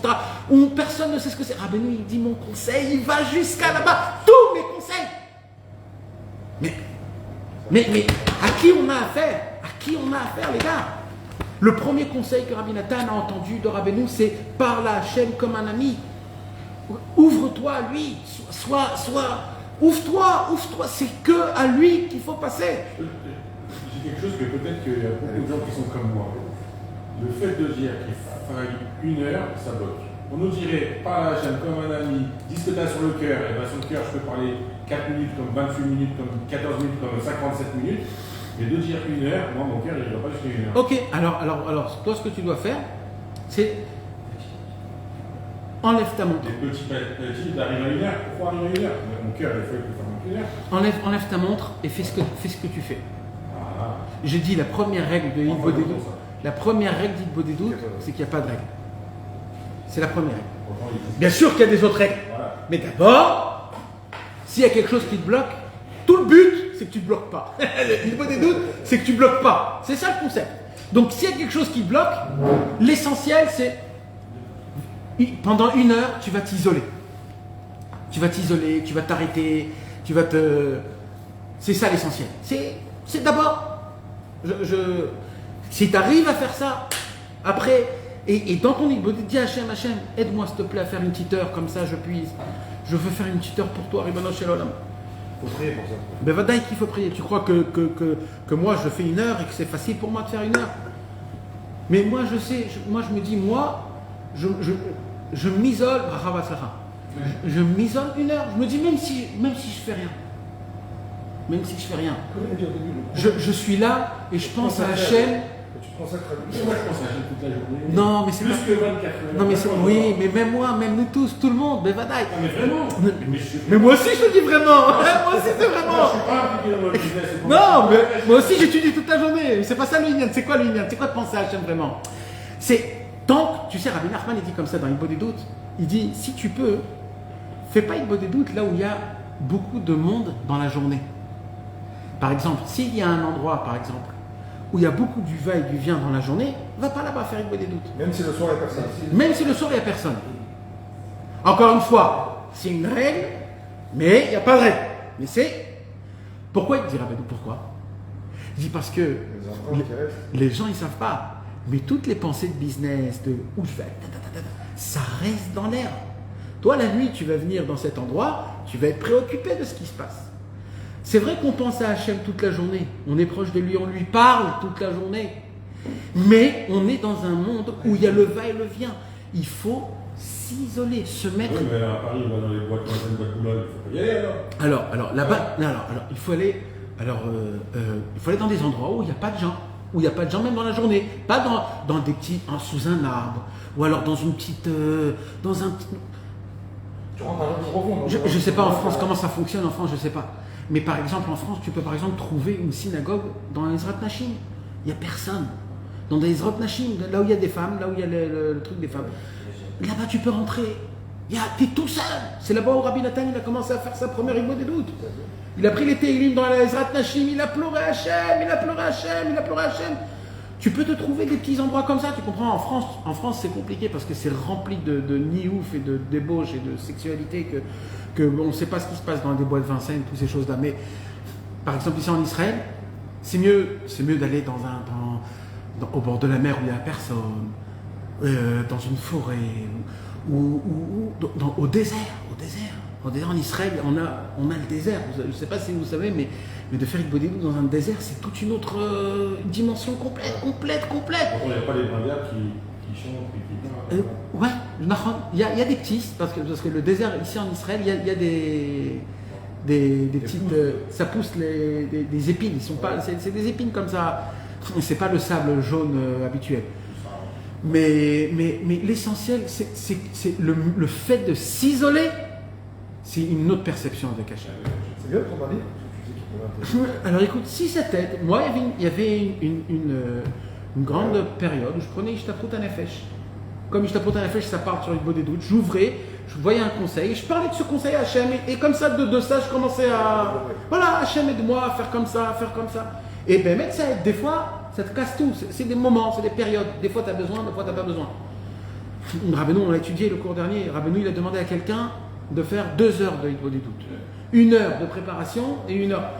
Ça aussi, ça existe, ça veut dire. On n'est pas obligé. Mais ça, il faut se le mettre dans sa tête un jour, d'essayer. C'est pas dur, Alva, j'ai la dame et la Kolayom. כל היום, כן, il התפלל כל היום כולו. Rabbeinu, il a dit non, mais c'est bon. Rabbeinu, il a dit ne vous inquiétez pas. Quand tu reviens sur ta journée, moi c'est ça qui m'a dit au début. Quand tu reviens sur ta journée avec tes réunions sur chaque moment, 1 heure ça suffit même pas. Voilà, je me suis levé le matin, quand je me suis levé le matin, j'ai pensé ça, quand j'ai pensé ça, j'ai fait ci. Ah, j'aurais dû faire ça, aide-moi à faire ci, aide-moi à faire ça. Ok, après je me suis levé, qu'est-ce que j'ai fait? Ah, je me suis réveillé, j'ai fait une petite latte, non, j'ai fait une petite comme ci, comme ça, aide-moi à faire. Mais tu reviens sur chaque détail. Maintenant, mais le problème, c'est qu'il y a des gens qui expliquent beaucoup l'Hitbod des doutes comme une sorte de demande. De faire des demandes à Hachem. Et l'Hitbod des doutes, c'est pas que des demandes à Hachem. Demande, c'est un autre point aussi. C'est une partie qui est. Mais l'Hitbod des doutes, c'est de parler tes sensations. La première chose que tu dois te poser comme question, c'est qu'est-ce que je sens? Là, tout de suite, maintenant, présent, là, la seconde, maintenant, là, maintenant, pas après, avant, pas. Tout de suite, là, je m'assois, je me suis assis, je suis. Comment je me sens? La sensation. C'est très dur à répondre à ça. Alors déjà, il faudra que tu te conditionnes dans ta tête en te posant la question, comment je me sens? Je me sens bien, fatigué, pas fatigué? Et là, tu vas découvrir des sensations que tu ne fais pas attention à elles. Et là, tu vas commencer à parler des sensations. Et là, tout un monde va s'ouvrir. Et là, tu sais ce qui va... C'est une thérapie. C'est une thérapie. Et là, tu vas te rappeler des choses de ta jeunesse. Tu vas te rappeler des choses que tu as fait. Tu vas en parler. Ça va t'ouvrir des choses, des points dans ton cœur qui étaient enfermés, qui te bloquent. Et que d'un coup, ils vont sortir. Tu vas être plus cool. Tu vas être plus... Le monde va changer. Mais c'est mamage comme ça. Mais alors les gens, ils viennent, ils croient, c'est les demandes, des trucs, bon, fais comme ça, et après ça s'arrête. Non, c'est sensationnel. Il faut que ça soit vivant, il faut que tu ressentes la chose. Mais pour être chaque jour, c'est différent de la veille. Si je suis aujourd'hui pour devenir, demain, j'aurai rien de nouveau à... Alors je peux... Non, alors, je peux pas tout dire ce que j'ai dans mon cœur en une seule journée. Parce qu'une journée, j'ai des problèmes avec ma femme. Après une journée, j'ai des problèmes avec un garçon. Après, j'ai des problèmes avec ma fille. Après, j'ai des problèmes avec la parnassa. Et chaque problème, c'est un problème qui est magistral. Donc, je rentre dans le problème, je prends un sujet et je le décortique comme un docteur qui fait une opération de cœur. Mais complètement, je prends le problème et je le démonte sur la table un par un. Donc, quand tu as 3 problèmes, tu parles que de un, pas des autres. Alors, des fois, oui, c'est comme je le ressens, je ne me mets pas de conditions, Mais tout en premier, avant de commencer à prier, je dis à Hachem, je ne sais pas parler, j'ai pas beaucoup d'émouna, je me sens un petit peu ridicule, je ne sais pas ce que je suis en train de faire ici, donc j'ai besoin de ton aide, je t'en supplie, Adonai, Sefatai, Tiftar, Ufi, Yagid, Teilatera. Et crois-moi que ce petit pasouk-là, qui a l'air de rien du tout, Shalom, il fait des miracles. Ta bouche, elle parle et tu te lâches et tu dis Hachem, voilà, je voudrais être comme ça, et le fond de moi, c'est comme ça. Et en fin de compte, et d'un coup, tu vas te découvrir, tu vas t'aimer, tu vas t'apprécier, tu vas voir le monde d'une autre façon, tu vas changer. Mais vous savez ce que c'est, l'Hitbod des doutes, c'est aussi un point que je voulais vous dire ce soir. Vous savez, aujourd'hui, la plus grande maladie du monde aujourd'hui, c'est quoi? Pour moi, c'est la solitude. C'est la solitude, t'as raison. Mais qui va avec, c'est quoi? C'est la tristesse. C'est la mélancolie. Donc, c'est qui aujourd'hui qui fait le maximum d'argent aujourd'hui? Ce sont les psychiatres et les psychologues. D'accord? En Amérique, si tu n'as pas un psychiatre ou un psychologue, exactement. Si tu n'es pas suivi, il faut se faire. Exactement. Maintenant, vous savez, mes amis, rien n'est pour rien. Hachem, il nous parle à travers ce qui se passe dans le monde. Comment c'est possible qu'aujourd'hui, le monde en entier s'assoit devant un psychiatre ou un psychologue? Ils payent des fortunes. Et eux, ils sont là et jamais ils donnent des conseils. Hein. Ils s'assoient pendant 1 heure, ils t'écoutent et après ils disent bon, on va se revoir demain. Et ça veut dire le mec pour rien. Ça veut dire rien. Il te dit peut-être fais comme ça, peut-être. Et ça marche pas et tu reviens et tu repayes. Et ça veut dire comme on est des malades mentaux. Qu'est-ce qu'il veut Hachem? Quand il nous emmène dans des endroits pareils? C'est quoi qu'il veut nous dire? Psychologiquement, ne serait-ce que se libérer comme ça. Alors, mes amis, il faut savoir une chose. On a un vrai problème, l'humanité d'aujourd'hui, à cause de la vitesse, comment tout va vite, Internet et les films et tout ça, etc. C'est qu'on n'arrive plus à entendre, à converser avec notre corps. On ne fait plus attention à ce que notre corps il ressent. C'est quoi la sensation que tu avais quand tu as fait le kidouche? Même toi, de quoi tu me parles? Je sais même pas de quoi tu me parles. C'est quoi la sensation que tu as eue quand tu as étudié ce matin? Je sais pas, j'ai étudié, puis c'est tout. C'est quoi le... Mais c'est pas comme ça normalement. Normalement, on doit avoir une sensation sur chaque chose. Quand tu manges une pkaïla, tu as une sensation. Quand tu manges des couscous boulettes, tu as une sensation. Alors, tu sais quand tu veux une pizza ou alors quand tu veux de la viande. Tu fais ça, je me rappelle encore. Voilà. Ce matin, je me rappelle. Alors, Rabbeinu, il nous dit on a un problème avec le fait qu'on n'est pas kachouv. On dit kachouv en hébreu, c'est-à-dire j'entends pas l'expression de mon corps. Et mon corps, il s'exprime énormément. Et c'est à cause de ça que je dois y aller chez un psychiatre, chez un psychologue, ou alors que je pleure, ou alors que je dois avoir des copines, ou alors je dois toujours pour voir. Parce que... Alors Rabbeinu, il dit, vous savez, c'est quoi la solution? Il dit Rabbeinu, vous allez apprendre à vous exprimer. Idbo des doutes, c'est savoir s'exprimer. C'est apprendre qui je suis. Qu'est-ce que je ressens? Je suis content ou je suis pas content? Quand je vais dans un endroit, je suis content ou je suis pas content?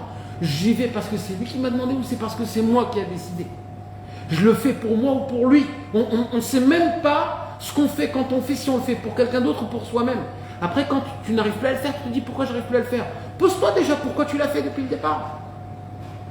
C'est tellement important ces points-là. C'est que l'idbo des doutes qui peut t'aider, dit Rabbeinu. Vous savez, mes amis, notre plus grand maître qu'on a eu de tous les temps, c'était Rabbi Akiva. Le maître de Rabbi Shimon Bar Yochai.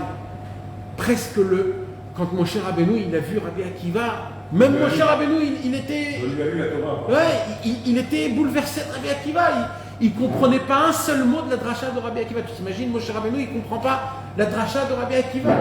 D'ailleurs, j'ai adoré le cours que tu as fait sur quand il est monté. Ouais. Ça, il faut que tout le monde l'écoute ce cours. D'accord. Alors, vous savez, Rabbi Akiva, il a commencé sa vie pas dans le chemin de la Torah. Rabbi Akiva a commencé son chemin de la vie en détestant les lamdanim et les chachamim. Comment on arrive à une situation de détester? Comment? Qu'est-ce qui se passe? C'est un traumatisme. C'est sûr qu'il s'est passé quelque chose pour qu'il les déteste. On ne peut pas détester pour rien. Vous savez, Rabbi Akiva, mes amis, il n'arrivait pas à étudier la Torah quand il était tout jeune. Il n'arrivait pas.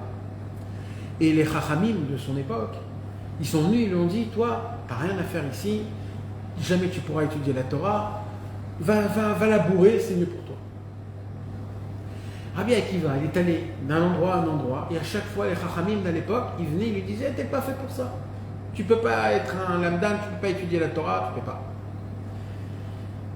C'est ça la raison pour laquelle Rabbi Akiva, jusqu'à l'âge de 40 ans, il ne pouvait pas supporter les chachamim. Il les haïssait, il disait, donnez-moi un talmid chacham, je vais l'arracher je vais le mordre comme un âne il mord. Vous savez, un âne, quand il mord, il casse, il brise les os, comme ça la Gemara dit. Et pour rien, c'est pas qu'il a un kiff, c'est pour rien, il casse pour rien. Bechavana. Et Rabbi Akiva dit, donnez-moi une mâchoire d'un âne, je vais les arracher tous. D'où elle vient cette haine? Vous savez d'où elle vient cette haine? C'est quand tu ne laisses pas un espoir à quelqu'un. Ils n'ont pas laissé d'espoir à Rabbi Akiva. Quand tu enlèves l'espoir de quelqu'un, tout le mal, il revient. Mais à l'âge de 40 ans, il y a quelque chose qui s'est passé qui a changé toute la vie de Rabbi Akiva, mais pas juste la vie de Rabbi Akiva, tout le judaïsme en entier jusqu'à la fin de tous les temps. Toute l'histoire a changé par un seul événement le plus simple possible. Un seul événement, tout a changé, mes amis. Vous savez, normalement, la première chose qu'on doit étudier quand on rentre dans la Avodat Hashem, c'est que ça qu'il faut étudier. Parce que Rabbi Akiva a changé toute sa perception, sa vision, tout à travers quelque chose qui s'est passé. Tout le cours de l'histoire, de toutes les guerres, tout ce qui s'est passé, tout. Un jour, Rabbi Akiva, il marche dehors, et quand il marche dehors, il voit un rocher. Et il voit que le rocher, il est percé. Et par quoi il est percé, le rocher? Par une goutte qui tombe. Donc il s'est dit comme ça, il s'est dit, si la goutte, elle tombe comme ça tout le temps, sans s'arrêter, c'est qu'apparemment, c'est elle qui a fait le trou. C'est elle qui a fait le trou dans le rocher. Si l'eau, qui est aussi fin, doux, souple, pas dur, a pu créer un trou dans une roche, que c'est la matière la plus dure qu'on connaît aujourd'hui. Ça veut dire dans le... Comment c'est possible? Donc la Torah, qui est équivalente à l'eau, mais Vataï, qu'elle a la possibilité de percer un trou dans mon cœur qui est un cœur de pierre. Rabbi Nathan, il vient, il dit, moi, je ne comprends pas cette histoire. Moi, je ne comprends pas cette histoire. Quoi, il ne savait pas, Rabbi Akiva, c'était un imbécile, il ne savait pas que l'eau, si elle tombe comme ça, elle fait... Qui ne sait pas ça? Tout le monde le sait, ça. Il y a un gars, comment on dit, un jardin en Amérique, en Californie. Quelqu'un m'a envoyé la vidéo. Si je la retrouve, je vais vous l'envoyer. Où là-bas, tu passes dans un jardin et ils ont mis des pierres et ils ont écrit l'eau qui tombe, 15 ans, 20 ans, 50 ans. Et tu vois, mamache, le trou que l'eau elle fait dans chaque pierre. Et tu vois en fur et à mesure des années, comment le trou, mamache, tu le vois devant tes yeux, tu le vois mamache. Et Rabbi Nathan dit, moi je ne comprends pas cette histoire. Je sais, qu'est-ce que Rabbi Akiva a vu? Moi aussi je veux savoir ce qu'il a vu. Moi aussi je veux faire tes chouvas comme Rabbi Akiva. Qu'est-ce qu'il a vu là-bas, Rabbi Akiva? Et Rabbi Nathan nous donne 3 anecdotes inimaginables, tellement importantes, il faut graver ça dans notre cerveau, dans notre cœur toute la vie. Il a dit en fait, Rabbi Akiva, il a eu réponse à toutes les questions qui s'est posées depuis son enfance. Quoi? Il a découvert quelque chose. En première, il a découvert que s'il y a quelque chose de régulier, il n'y a pas plus fort que régulier. C'est quoi qui fait en sorte que la goutte, elle crée le trou dans la pierre? C'est qu'elle tombe régulièrement, matin, midi, soir, pendant des années. Le fait que c'est régulier, constant, matmid, ça crée des mondes. Toujours, vous allez voir dans les livres de Rabbeinu, il dit comme ça, Ubilvad shelo yovad et bekomo. Rabbeinu, il dit, quoi qu'il se passe, ne laissez pas votre place. Ça veut dire, quoi qu'il se passe dans ta vie, continue à faire ce que tu fais. Continue avec ferveur, sans ferveur, en dormant, en bâillant. Continue. N'arrête jamais ce que tu as pris. N'arrête pas. Dis pas aujourd'hui je suis en vacances. Jamais arrête. Jamais arrête ce que tu t'es pris dans tes mains et tu as dit je le fais. Arrête jamais. Parce que personne au monde sait ce que c'est quand il y a quelque chose qui est la régularité. Maintenant, le plus beau, c'est quoi? Écoutez beau comment c'est beau. Le plus beau, c'est que il a dit, c'est pas des jets d'eau qu'ils ont fait un trou. C'est une goutte. Ça veut dire quoi? Ça veut dire ce qu'on te demande d'être régulier, c'est pas dans des grandes choses. C'est même un tout petit peu, une goutte par jour. Ça suffit, une goutte par jour pour créer, après 50 ans, un trou. Les gens, ils croient que pour changer, il faut tellement beaucoup. Rabbeinu, il dit, il faut juste de la patience. Une goutte, ça suffit, une goutte. Maintenant, ça va encore plus haut. Il a dit, c'est quoi la troisième chose qu'il a compris, Rabbi Akiva? Rabbi Akiva, il s'est posé comme question, il s'est dit, c'est quel numéro de goutte qui a fait... Combien de prières? C'est quel numéro de goutte qui a fait le trou? Rabbi Akiva a dit, aucune. C'est la première, comme la dernière. Donc il dit Rabbi Nathan, au moment où un homme il s'engage dans quelque chose, au moment où il s'est engagé, déjà l'impact il est déjà fait. Rabbi Akiva, il a reçu les 3 réponses. On lui a dit qu'il ne pouvait pas étudier la Torah. On lui a dit que même si tu étudies la Torah beaucoup et pendant des années, ça ne va pas marcher. On lui a dit que son cœur, c'est un cœur de pierre, la Torah ne peut pas avoir. Il a vu ça. Il s'est dit, j'ai la réponse à tout. Réponse à toutes ces objections. Rabbi Nathan, il dit, donc qu'est-ce qu'il faut? Il faut de la régularité. Il ne faut pas beaucoup, parce que beaucoup, tu t'écroules.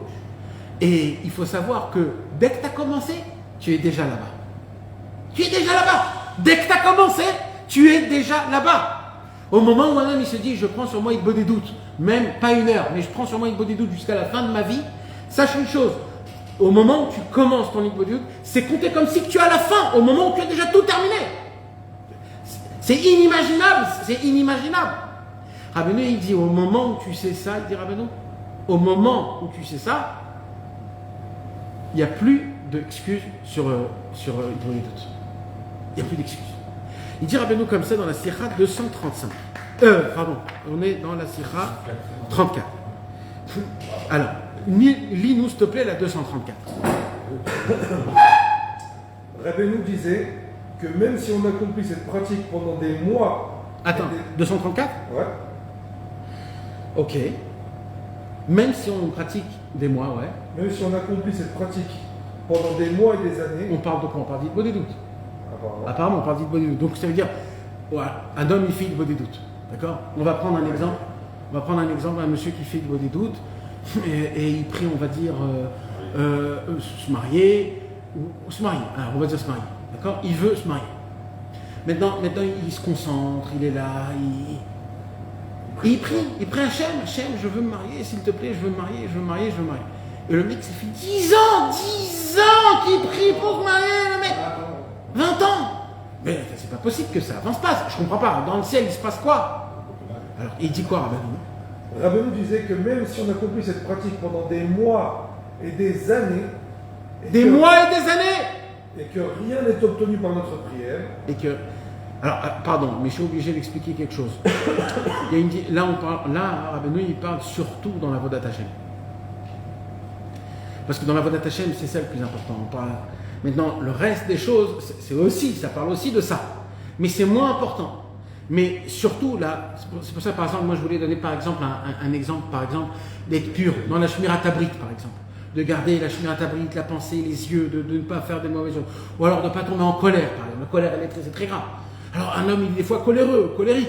Il prie Hachem, je t'en supplie, voilà, je veux rentrer chez moi à la maison, je veux aimer ma femme, mes enfants, je veux que tout soit bien, passer un bon soir, etc. Il rentre pas, ça éclate. Maintenant, juste avant, il le fait. Alors tu te dis, bah attends, Hachem, tu fais exprès, c'est-à-dire que Alors on a un conflit qui est énorme. Rabbeinu, il dit, moi, je veux vous enlever ce conflit. Ouais, c'est un exemple que je donne, en plus, tu vois l'inverse tout de suite. Exactement. Et tout de suite, c'est moi qui dis, je n'ai pas entendu le bon verre. Exactement. Le contraire. Et ça, c'est un vrai problème, frère. Bémet, c'est un vrai problème. Parce que c'est pas une rigolade, c'est Bémet comme ça. Et quand tu y crois vraiment, ça te brise. Parce que tu dis, j'ai personne dans le monde. Ça veut dire, oh, qu'est-ce que je fais? J'ai personne dans le monde, Hachem. Je veux pas tomber, je veux pas encore me salir, je veux pas. Et tu retombes, et tu ressalis. Et tu dis, mais qu'est-ce qui se passe? Où tu veux.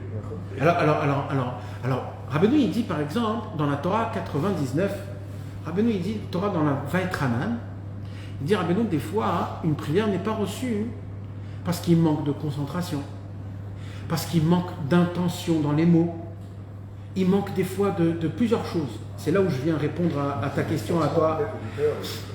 Le sentiment d'être de loin, le sentiment que c'est mauvais. Maintenant, il dit, Rabbeinu, alors quoi? Alors, qu'est-ce qui se passe? Cette prière, elle ne monte pas?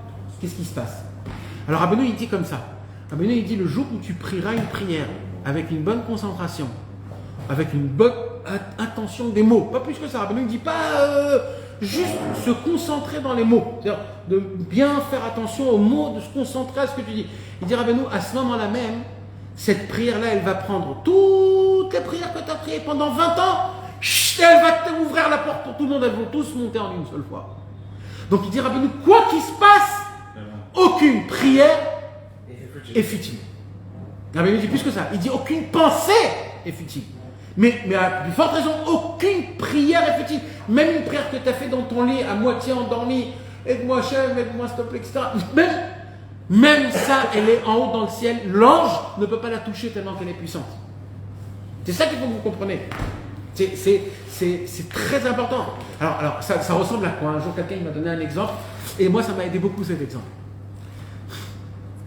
Vous Vous savez, dans le mikvé aujourd'hui, quand on rentre dans le mikvé, il faut mettre des pièces, et après il y a le tourniquet qui... D'accord. Des fois ça coûte 12 shekels, 15 shekels. Et il y a un monsieur, il avait que des pièces de 10 agourotes, 10 centimes. Alors il rentre comme ça dans le mikvé, et il commence à mettre une pièce de 10 agourotes, une autre pièce, une autre pièce, une autre pièce, une autre pièce, une autre pièce. Et à chaque fois qu'il met la pièce, il essaye de voir si le tourniquet il tombe. Et il comprend pas, il dit mais j'ai mis plein de pièces, et le tourniquet il tombe pas. Et encore, et encore. Et en fin de compte, il arrive à un moment où il dit bon allez, ça marche pas et on tombe. On dit mais espèce d'imbécile que t'es. Et il y a un nombre spécial qu'il faut mettre. Si tu mets 12 shekels, le tourniquet il va tourner. Viens ici, remets. Et d'un coup le mec il vient, il met, ça tombe. Des fois c'est que ça, des fois. Des fois c'est une prière avec une autre prière, encore une autre prière. Hachem il attend de nous un certain nombre de prières. Voilà. Mais il faut savoir une chose. Il n'y a pas plus haut et plus fort qu'une prière avec la concentration du cœur. Je ne sais pas si c'est le bon mot concentration, mais je parle de la kavana. Voilà, la kavana. C'est quoi la kavana? La kavana, l'intention, c'est-à-dire au moins de comprendre ce que tu dis. C'est le minimum. Plus tu mets de l'intention, plus cette prière, elle va trouer tous les cieux. Donc, ou tu pries très fort et très bien de tout ton cœur, Béhémet, et ça suffit une seule prière. Ou alors Hachem, il a tellement adoré cette prière qu'il veut que tu rentres encore et encore et encore. Mais c'est parce qu'il a adoré. Pendant ce temps-là, Hachem, il te donne des petits cadeaux, pendant ce temps-là. Mais il faut savoir que c'est pas Chas v'Shalom que Dieu... Et ça, mes amis, c'est la deuxième Torah du Likutei Moharan. Torah Emor el HaKohanim. Emor el HaKohanim. C'est quoi la Torah Emor el HaKohanim? Vous savez, Rabbi Nachman, il a expliqué les Haggadot de Rabba bar Bar Chana. Vous avez entendu parler de Rabba bar Bar Chana? Dans la Gemara Masechet Baba Batra, il y avait un Mora qui s'appelait Rabba bar Bar Chana. Et lui, il a raconté des histoires un petit peu ésotériques, un peu des histoires spéciales, un peu. Et personne ne comprend ce que c'est ces histoires-là. Et Rabbeinu a expliqué toutes ces histoires-là dans l'Likutei Moharan. Chaque Torah, elle explique une histoire il dévoile des secrets énormes. Une des histoires là-bas, c'est quoi? Rabba bar Bar Chana, il raconte qu'un jour, ils étaient dans un bateau. Et ils voient une île lointaine. Alors ils se rapprochent de l'île, ils descendent de l'île et ils disent, puisqu'on est sur une île, viens, on se prépare à manger. Alors ils ont commencé à faire descendre du bateau du manger. Ils ont commencé à faire un feu de camp. Et ils ont commencé à mettre les aliments pour cuire. Et il dit, et en fur et à mesure, petit à petit, on a découvert que ça bouge. Et il dit, jusqu'à qu'on a découvert qu'en fait, on était sur un poisson. Et on a vu que d'un coup, presque on va tomber vite. Ils sont remontés dans le bateau et ils se retournaient Alors, le poisson s'est retourné. Alors Rabbeinu, il explique toute une explication. Moi, je veux juste prendre un point, juste un seul point. Rabbeinu, il dit comme ça. Il dit le poisson, c'est la façon de comment nous on interprète Hachem. Il dit des fois, on veut se mettre totalement à Hachem. Alors on descend de notre bateau. Notre bateau, c'est notre vie qu'on s'est créée, notre quotidien. Des fois, on descend de notre bateau pour se mettre à Hachem, pour se mettre à s'attacher à lui. Et on commence à cuire, on commence à... Et là, qu'est-ce qui se passe? Il dit au moment où tu commences à cuire, c'est-à-dire à mettre du feu, là, ça commence le poisson, il commence à ressentir, et c'est là où il se retourne vers toi. Rabbeinu, il ne voit pas le fait qu'il s'est retourné comme un point négatif. Il voit ça comme un point positif, parce que le poisson, tant que je ne le vois pas en tant que poisson, je ne vois rien. Le fait qu'il s'est retourné, c'est que je découvre qu'il y a un poisson. Il dit, Rabbeinu, notre problème, c'est quoi? C'est qu'il y a un Esther Paline. On ne voit pas Hachem. On croit qu'on sait c'est qui Hachem, c'est quoi Hachem, mais on ne le ressent pas. Il dit, c'est quoi qui fait en sorte de réchauffer? Il dit, c'est quoi le réchauffement? Il dit, Rabbeinu, la prière. La prière, c'est comme si tu allumes un feu. Là, il ne peut pas rester avec une esterpaline, il ne peut pas rester avec le dos. Dans la référence que tu as donnée, il y a autre chose, c'est celui-là, Bitvekut. Comment t'expliques Bitvekut? Celui-là, c'est ça. Bekavana, il dit Bitvekut. C'est-à-dire avec une attention. Moi j'explique dvekout. C'est quoi dvekout, le mot dvekout? Attaché à Hachem. C'est-à-dire que quand tu pries directement qu'à Hachem. C'est pour ça que vous expliquez tout à l'heure le fait de s'adresser à Hachem. Pas je m'adresse à quelqu'un d'autre. Le fait où ma pnia, c'est-à-dire le fait que je m'adresse que à Hachem. Ça s'appelle une dvekout. Tfila avec dvekout, c'est-à-dire je prie avec une grande concentration en s'attachant, collant à Kadosh Baruch Hu, en se disant que toi qui es pour moi là. Ça s'appelle ça une vécu, ça une prière. Quand un homme il prie de cette façon-là, il fait rentrer toutes les prières qu'il a priées, toute sa vie, il les fait rentrer en une seule fois, ça, Hachem. Mais Rabbeinu il dit, mais il y a un moment où ça prend la chaleur. Ça prend du temps, jusqu'à que la chaleur, elle fait en sorte que le poisson, il se... Alors il y a un moment où Hachem, il attend que tu réchauffes, et là, Kadosh Baruch Hu, il se retourne vers toi, il dit, voilà, je suis là, je suis venu pour t'aider. Mais ça prend un peu de temps, donc des fois c'est une histoire de... Hachem, il essaie de nous parler, mais on doit essayer de... Donc, quand il fait la mise sur le bateau. Hein? Entre-temps, il est remonté sur le bateau. Il est rencontré, ouais, il est remonté sur le bateau. T'as un truc où dès qu'on fait la Mida, on pense à rien d'autre que Hachem, qu'on s'attache à lui, et pas. Le seul conseil, c'est qu'il faut combattre. Nous, on a arrêté de combattre parce qu'on est désespérés. On voit ce qui s'est passé jusqu'à aujourd'hui. J'ai pas maintenu, etc. Donc tout de suite, je suis en Yush. Rabbeinu il dit, le désespoir n'existe pas. Tous les jours, c'est un nouveau jour. La prière que tu vas faire aujourd'hui, jamais tu vas la faire, jamais tu l'as fait. C'est qu'aujourd'hui et jamais au monde. Qu'aujourd'hui, c'est cette prière. Et cette prière, elle est toute seule, unique, elle t'appartient. Demain, ce sera une autre prière, un autre monde. Aujourd'hui, elle est que à toi. Fais-la comme si c'est ton dernier jour, c'était la première fois que tu l'as fait. Maintenant, ça, c'est un combat. Tous les jours, il faut se le dire, il faut se le répéter. Mais il n'y a rien d'autre. On est venu dans le monde que pour ça, rien d'autre. Il n'y a rien d'autre. Tout le reste, c'est ta fête. Tout le reste, c'est pas important. Il n'y a que ça qui est important. Un jour, quelqu'un m'a dit, mais quoi? Tout le temps, il faut prier Hachem, tout. Je lui dis, mais il y a quelque chose d'autre que tu dois faire. Qu'est-ce que tu dois faire à part ça? Il n'y a rien d'important plus que ça. C'est que ça le plus important. Il n'y a rien d'autre. Il n'y a rien d'autre. Dans le monde futur, quand on va monter dans le ciel, c'est que ça qui va nous rester. Malheureusement, nous on croit qu'on a plein de choses à faire. Il n'y a rien à faire. Il n'y a rien à faire à part de parler, se connecter avec Hachem. Rien d'autre. Le reste, c'est en plus. Le reste, c'est des meilleurs. Le problème, c'est que quand tu dis ça en chinois, alors oui, ouais, il faut être raham, quoi dire, quoi pas dire. Mais ça, en tout cas, ça, c'est ce qu'il faut que tu te dises à toi, à ton cœur, déjà. Après, le chidour laisse faire le reste. Mais non, déjà, de base, ce qu'il faut et ce qui est le plus important, c'est ça. C'est de se dire ça et de se convaincre tous les jours que c'est ça le travail. Alors, vas-y, continue la Torah 234. Alors, on reprend le début. Ouais. Rabbeinu disait que même si on accomplit cette pratique pendant des mois et des années, et que rien n'est obtenu par notre prière, nous ne devrions pas nous décourager pour autant. Car en vérité, nos prières accomplissent forcément des choses et ne sont pas futiles. Il me raconta la parabole suivante. Voilà, écoutez bien. Des gouttes d'eau tombent sur un rocher. Il semble a priori que l'eau ne peut pas faire un trou dans ce rocher. Les gouttes d'eau qui tombent constamment sur ce rocher finiront par lui faire une fissure. Même si l'homme possède un cœur de pierre et qu'il lui semble que ses paroles n'éveillent pas son cœur, malgré cela, au fil du temps, il ne se décourage pas de prier. S'il ne se décourage pas de prier, ses paroles finiront par faire une fissure dans son cœur de pierre. Nous avons déjà écrit des paroles d'encouragement sur l'Aïdbo des doutes dans nos ouvrages précédents. Consulte ces ouvrages. L'essentiel est d'accomplir ces paroles qui nous seront bénéfiques. Les amis, c'est très très simple ce qu'il dit Rabbeinu. Vous savez, je vais essayer de vous donner la clé, comment s'adresser à cette sikha-là.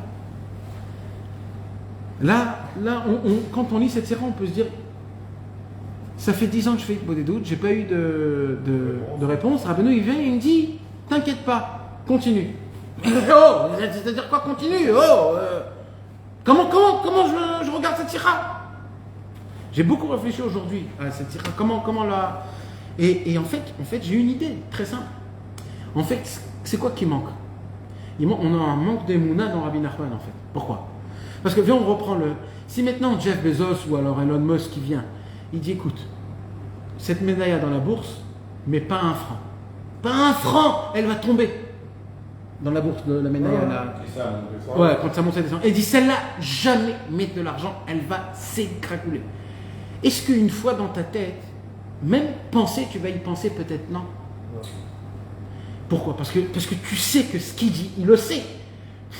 Tant que nous, on n'a pas dans notre cerveau, dans notre cœur, une émouna parfaite dans Rabbeinu, que Rabbeinu, il nous dit, écoutez les gars, je suis passé par là-bas, je connais les chemins, je suis mort et je suis en haut actuellement, je vous dis maintenant comment ça fonctionne. Ça fait partie du concept que dans le ciel, on te fait montrer qu'on ne t'écoute pas, ça fait partie du concept. C'est écrit, non mais tu sais quoi, je vais aller plus loin que ça. Mais je vais aller plus loin que ça, écoute bien ce que je vais te dire. Cette situation dans laquelle on est tous chacun dans son problème et qu'on croit qu'on est désespéré parce qu'il n'y a pas d'espoir à ça. Tu sais, c'est qui l'a fait ? C'est qui l'a fait ? Nous on croit que c'est Hachem. Pourquoi Hachem il fait ça ? Tu sais, c'est qui l'a fait ? C'est qui l'a fait ? Ben, c'est moi-même. Dans le ciel, tu sais ce que tu as fait ? Dans le ciel, tu es monté chez Hachem juste avant de descendre, tu as dit Ribono Shel Olam, viens, je vais te faire montrer moi comment je t'aime. Je vais te faire montrer comment je suis un fidèle à toi, Hachem. Je veux que quand dans ma vie en bas, je veux que tu me fasses ça et ça. Dieu lui dit, mais t'es fou, mais jamais de la vie. Il lui dit, Hachem, donne-moi un papier, un stylo. Et toi, tu as écrit tout en détail. Et tu as dit, Hachem, je veux te prouver ma fidélité et mon amour que j'ai envers toi. Tout ce qui va se passer, je serai toujours dans tes mains. Et c'est toi-même qui as signé et tamponné ça. Mais le seul problème, c'est quoi ? C'est qu'au moment où on sort de notre maman, clac, on oublie tout ça. Mais tu sais, c'est pas Dieu qui te l'a fait, c'est toi-même. Et tu sais quoi ? Tu as de la force pour te maintenir, pour garder la tête haute, et le sourire, et les épaules, et d'être là, et d'espérer, et de dire Hachem, je suis quand même avec toi, l'ordure que je suis avec toi, Hachem Itbarach, parce que le plus profond, je brille pour toi. Et t'en as que un comme moi, je suis unique pour toi. Donc, c'est pas pour nous les paroles, je suis fatigué, je suis fracassé, je sais plus quoi faire. C'est normal qu'on se sent comme ça. Mais dans la racine, on n'est pas là-bas, on est des puissants. Alors, on croit, en vérité, on est dans une, comme je vous ai dit au début, on est dans une génération qu'on est le brûlé de la marmite. D'accord ? La racaille la plus. Mais d'un autre côté, Rabbeinu, il a découvert le plus profond de notre cœur, de notre neshama, le profond. Rabbeinu, il a enlevé, Tu sais, c'est comme aujourd'hui la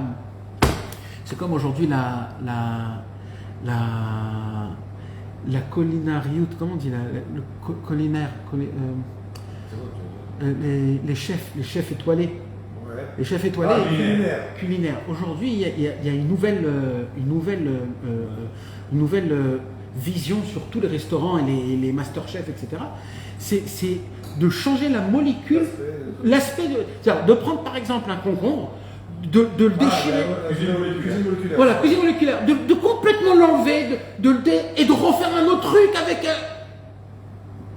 Rabbeinu, c'est ce qu'il fait. Il a enlevé tous les massachim, tous les clipotes, tout ce qu'on a dans notre neshama, il a tout enlevé. Il est arrivé au point, au noyau, et il a découvert que le noyau, il est encore tout pur comme la création du monde. Et il a dit, Rabbeinu, je veux que vous soyez conscients de ça. Comment vous allez être conscients ? Il dit, Rabbeinu, par les mots. C'est que les mots qui peuvent mater le corps. Et oui, vous connaissez l'histoire avec Rabbi Shmuel Isaac, mes amis. Rabbi Shmuel Isaac, un élève de Rabbeinu, un tzaddik gamour, un admour. Avant Rabbeinu, il avait des élèves, il avait une yeshiva, il avait toute une structure, un tzaddik mamash. Il a vu Rabbeinu, il s'est complètement annulé à Rabbeinu. Il a dit à ses élèves, vous n'êtes plus mes élèves, moi et vous, on est les élèves de Rabbeinu. Et Rabbeinu, lui, il a mené Rabbi Shmuel Isaac pas comme tout le monde. Tout le monde, c'était renforcez-vous, c'est pas grave, Yetov, Rabbi Shmuel Isaac, Rabbeinu, un autre comportement. Quel comportement ? Il a dit Al-Khud Achalit, à l'épine de l'épée. Rabbi Shmuel Isaac, Rabbeinu, lui, il était très dur avec lui parce qu'il avait la capacité d'être comme ça. Une des choses que Rabbeinu a donné comme conseil à Rabbi Shmuel Isaac, que c'était ça, mamash, toute sa vie, c'est parle à tes membres. Alors Rabbi Shmuel Isaac, il dit maintenant, mais je comprends pas. C'est-à-dire quoi de parler avec mes membres? Ça veut dire quoi? Alors il lui dit, tu sais, c'est vrai que les membres, ils bougent en fonction de son cerveau. Mais il faut que tu saches, et c'est reconnu aujourd'hui même dans la médecine, que chaque membre tout seul, il a aussi sa propre pensée. C'est-à-dire, il pense tout seul aussi. Comment on voit ça? Ou comme ça, ou alors chaque maladie aujourd'hui qu'un homme il a, le corps lui-même, il a la force, la capacité de combattre le. Maintenant, d'où ça vient? C'est pas le cerveau. C'est les membres mêmes. Les membres mêmes, ils ont ce qu'il faut pour combattre les anticorps ou combattre les choses comme ça. Donc il y a un manoir, comment dire, il y a un moteur qui est peut-être tout petit ou très faible, mais il existe dans chaque membre. Les intestins, c'est un deuxième cerveau. Voilà. Alors Rabbeinu, il a dit maintenant, qu'est-ce qui se passe? Il dit, Rabbeinu, il y a des gens, aujourd'hui on est tellement gashmi, tellement matériel, on veut goûter tous les goûts, et nos goûts, c'est pas des goûts simples. On veut les goûts qui nous envoient dans tous les côtés, des têtes brûlées, les hamatzmout, tous les gâteaux, on mange du harif. Aujourd'hui, il y a des concours de celui qui mange le plus des piments. Mais vous êtes malades, mais regardez dans quel état vous mettez, les mecs, ils se mettent dans des états pour rien. Mais d'où ça vient ces choses-là? C'est parce que on veut des sensations, on veut des... Rabbeinu, il dit, sachez une chose, la bouche, elle a une force que quand tu parles à un de tes membres, tu as la possibilité de l'éduquer ton membre. Par exemple, on va donner un petit exemple. Il dit par exemple le ventre, on va dire le ventre. Je ne sais pas si le ventre, c'est ça, parce que c'est ça le goût, c'est la langue surtout. C'est la langue, c'est le goût qui veut. Le ventre, quand on est gros, c'est un symptôme de la bouche, c'est à cause de la bouche. Alors on va dire par exemple les yeux. D'accord? Mes yeux, ils vont à droite, à gauche comme un essuie-glace. Alors moi je me mets là comme ça et je dois mater parce que le corps, comme il est rustre, il faut lui donner des coups. C'est mal à ça, il faut lui donner des coups. Alors tu vas, tu fermes tes yeux et tu commences à parler à tes yeux. Déjà tu le remercies. Tu dis déjà merci que tu travailles bien. Tu me donnes une bonne vision. Quand j'éteins, j'ouvre, quand j'ai envie, chaque matin je revois. Mais comment tu te laisses aller à regarder à droite, à gauche? Mais qu'est-ce que tu es en train de faire? Comment tu oses lever tes yeux ou tourner ta tête? Mais tu te prends pour qui? Tu regardes des choses qui ne t'appartiennent pas. Normalement, on devrait te crever les yeux. Comment tu regardes quelque chose qui ne t'appartient pas? Et mamash, tu lui parles, mamash. Maintenant, chacun doit le faire en fonction de ce qu'il ressent. Alors, ça peut être le manger, ça peut être les yeux, ça peut être autre chose. Ça peut être les pieds ou la barbe. Je ne sais pas, l'homme est chané, mais les mains, les pieds, l'homme est chané. Chacun doit essayer de regarder dans un point qui est très... et mamash, d'éduquer, de lui parler, pas en zilzoul, pas en dénigrement, mais durement, comme quelqu'un qui est en train d'éduquer, en lui disant, Rabbi Shmuel Isaac, il lui dit, et quoi, alors il faut que je lui parle à tous mes corps? Il lui dit oui. Il lui dit, je vais commencer par quoi? Il lui dit, commence par ton cœur. Ni plus ni moins, le cœur. Alors Rabbi Shmuel Isaac, il est parti, il a commencé. Il est revenu chez Rabbeinu, il lui dit, Rabbeinu, ça ne marche pas. Il lui dit, Kolkar, Maher, tout de suite, vite comme ça, tu donnes... Repars et refais. Rabbi Shmuel Isaac, mes amis, il est reparti. Il a commencé à rentrer mamash, béhémet, comme il faut. En plus, c'était un bal fila. Il était là, il commençait à parler à son cœur. Comment tu aimes les autres choses? Comment tu as des sensations d'autres choses? Comment tu pourras te tenir devant le ciel? Tu sais pas qu'il y a des tolaïm, des vers de terre vont te bouffer, que tu vas puer quand on va te mettre dans le théorique, t'es que de la viande, t'es rien du tout. Comment je te considère comme... Et son cœur s'est arrêté. Mais bon. Non, il a ressenti, il est reparti chez Rabbeinu. Rabbeinu, il lui dit, fais très attention, fais maintenant quelque chose d'autre, pas le cœur, parce que tu as vu que ça marche. Et mamash, mes amis, nous on doit essayer de temps en temps de le faire, quand on exagère trop avec un des membres qu'on fait des fautes, je sais pas, ça peut être quoi, mais... Non, je m'arrête. la shonara, ou alors des gros mots, ou alors du mensonge, ou alors chacun son délire, chacun, les oreilles, chacun son délire. Mais il faut le faire quand vraiment tu ressens que tu t'es sali, ou tes mains, et là tu dois te dire, tu dois parler, tu dois dire, mais comment tu oses faire contre Hachem tous les miracles qu'il fait dans cette main, mais ma main, je t'en supplie, tu m'appartiens, je t'ordonne de ne pas faire ça, je t'ordonne. Vous savez mes amis, je vous assure, si vous restez à fond dans ça, 1 mois, 2 mois, je vous signe que ça fonctionne, les gars, ça fonctionne. Il y a un ami. Elle va s'arrêter. Le Chafetz Chaim, après qu'il a terminé d'écrire le Shmirat HaLashon, le livre sur le Lashon Hara, ce qu'il entendait, son audition, elle s'est abaissée. Il est allé chez le docteur. Le docteur lui a fait voir les oreilles et il lui a dit je vois rien, il n'y a rien du tout. Tout est nickel, tout est impeccable. Il lui dit mais j'entends pas. Il y a des choses que j'entends pas. Alors bon, il est reparti et là il s'est dit qu'est-ce qui m'arrive. Et là il a compris quelque chose. À chaque fois qu'il y avait du Lashon Hara, il devenait sourd. C'est pas un miracle, hein. Ça s'appelle la Avoda Atzmit. Ça c'est un mec qui s'est travaillé sur lui-même. Il y a de l'effet, ça marche. Ça a marché chez Rabbi Shmuel Isaac, ça marche aujourd'hui, les gars, ça fonctionne, des choses comme ça fonctionne. Il faut être fort dans notre idée, dans la Emouna, que c'est comme ça que ça fonctionne, il faut avoir la Emouna. Un homme, il doit, vous savez, on a un ami, quand nos parents ils sont rapprochés de Rabbeinu il y a 30-40 ans, et alors il y avait Alex Lébin, hein, parmi tous les Raverim, il y avait un monsieur au Jalbo, il s'appelait. Il est parti de ce nom. Le père de Ezra, exactement. Eh ben, demandez-lui. D'accord, demandez-lui. Eh bien, le père de Ezra, donc monsieur au Jalbo, lui, il avait pris ça très au sérieux. Ça, c'était un point qu'il a pris au sérieux, de parler aux membres. Mais lui, il est allé plus loin que ça. Il a dit, pourquoi parler qu'aux membres? Parler à tout. À tout. À la voiture, quand elle ne fonctionne pas, la machine à laver.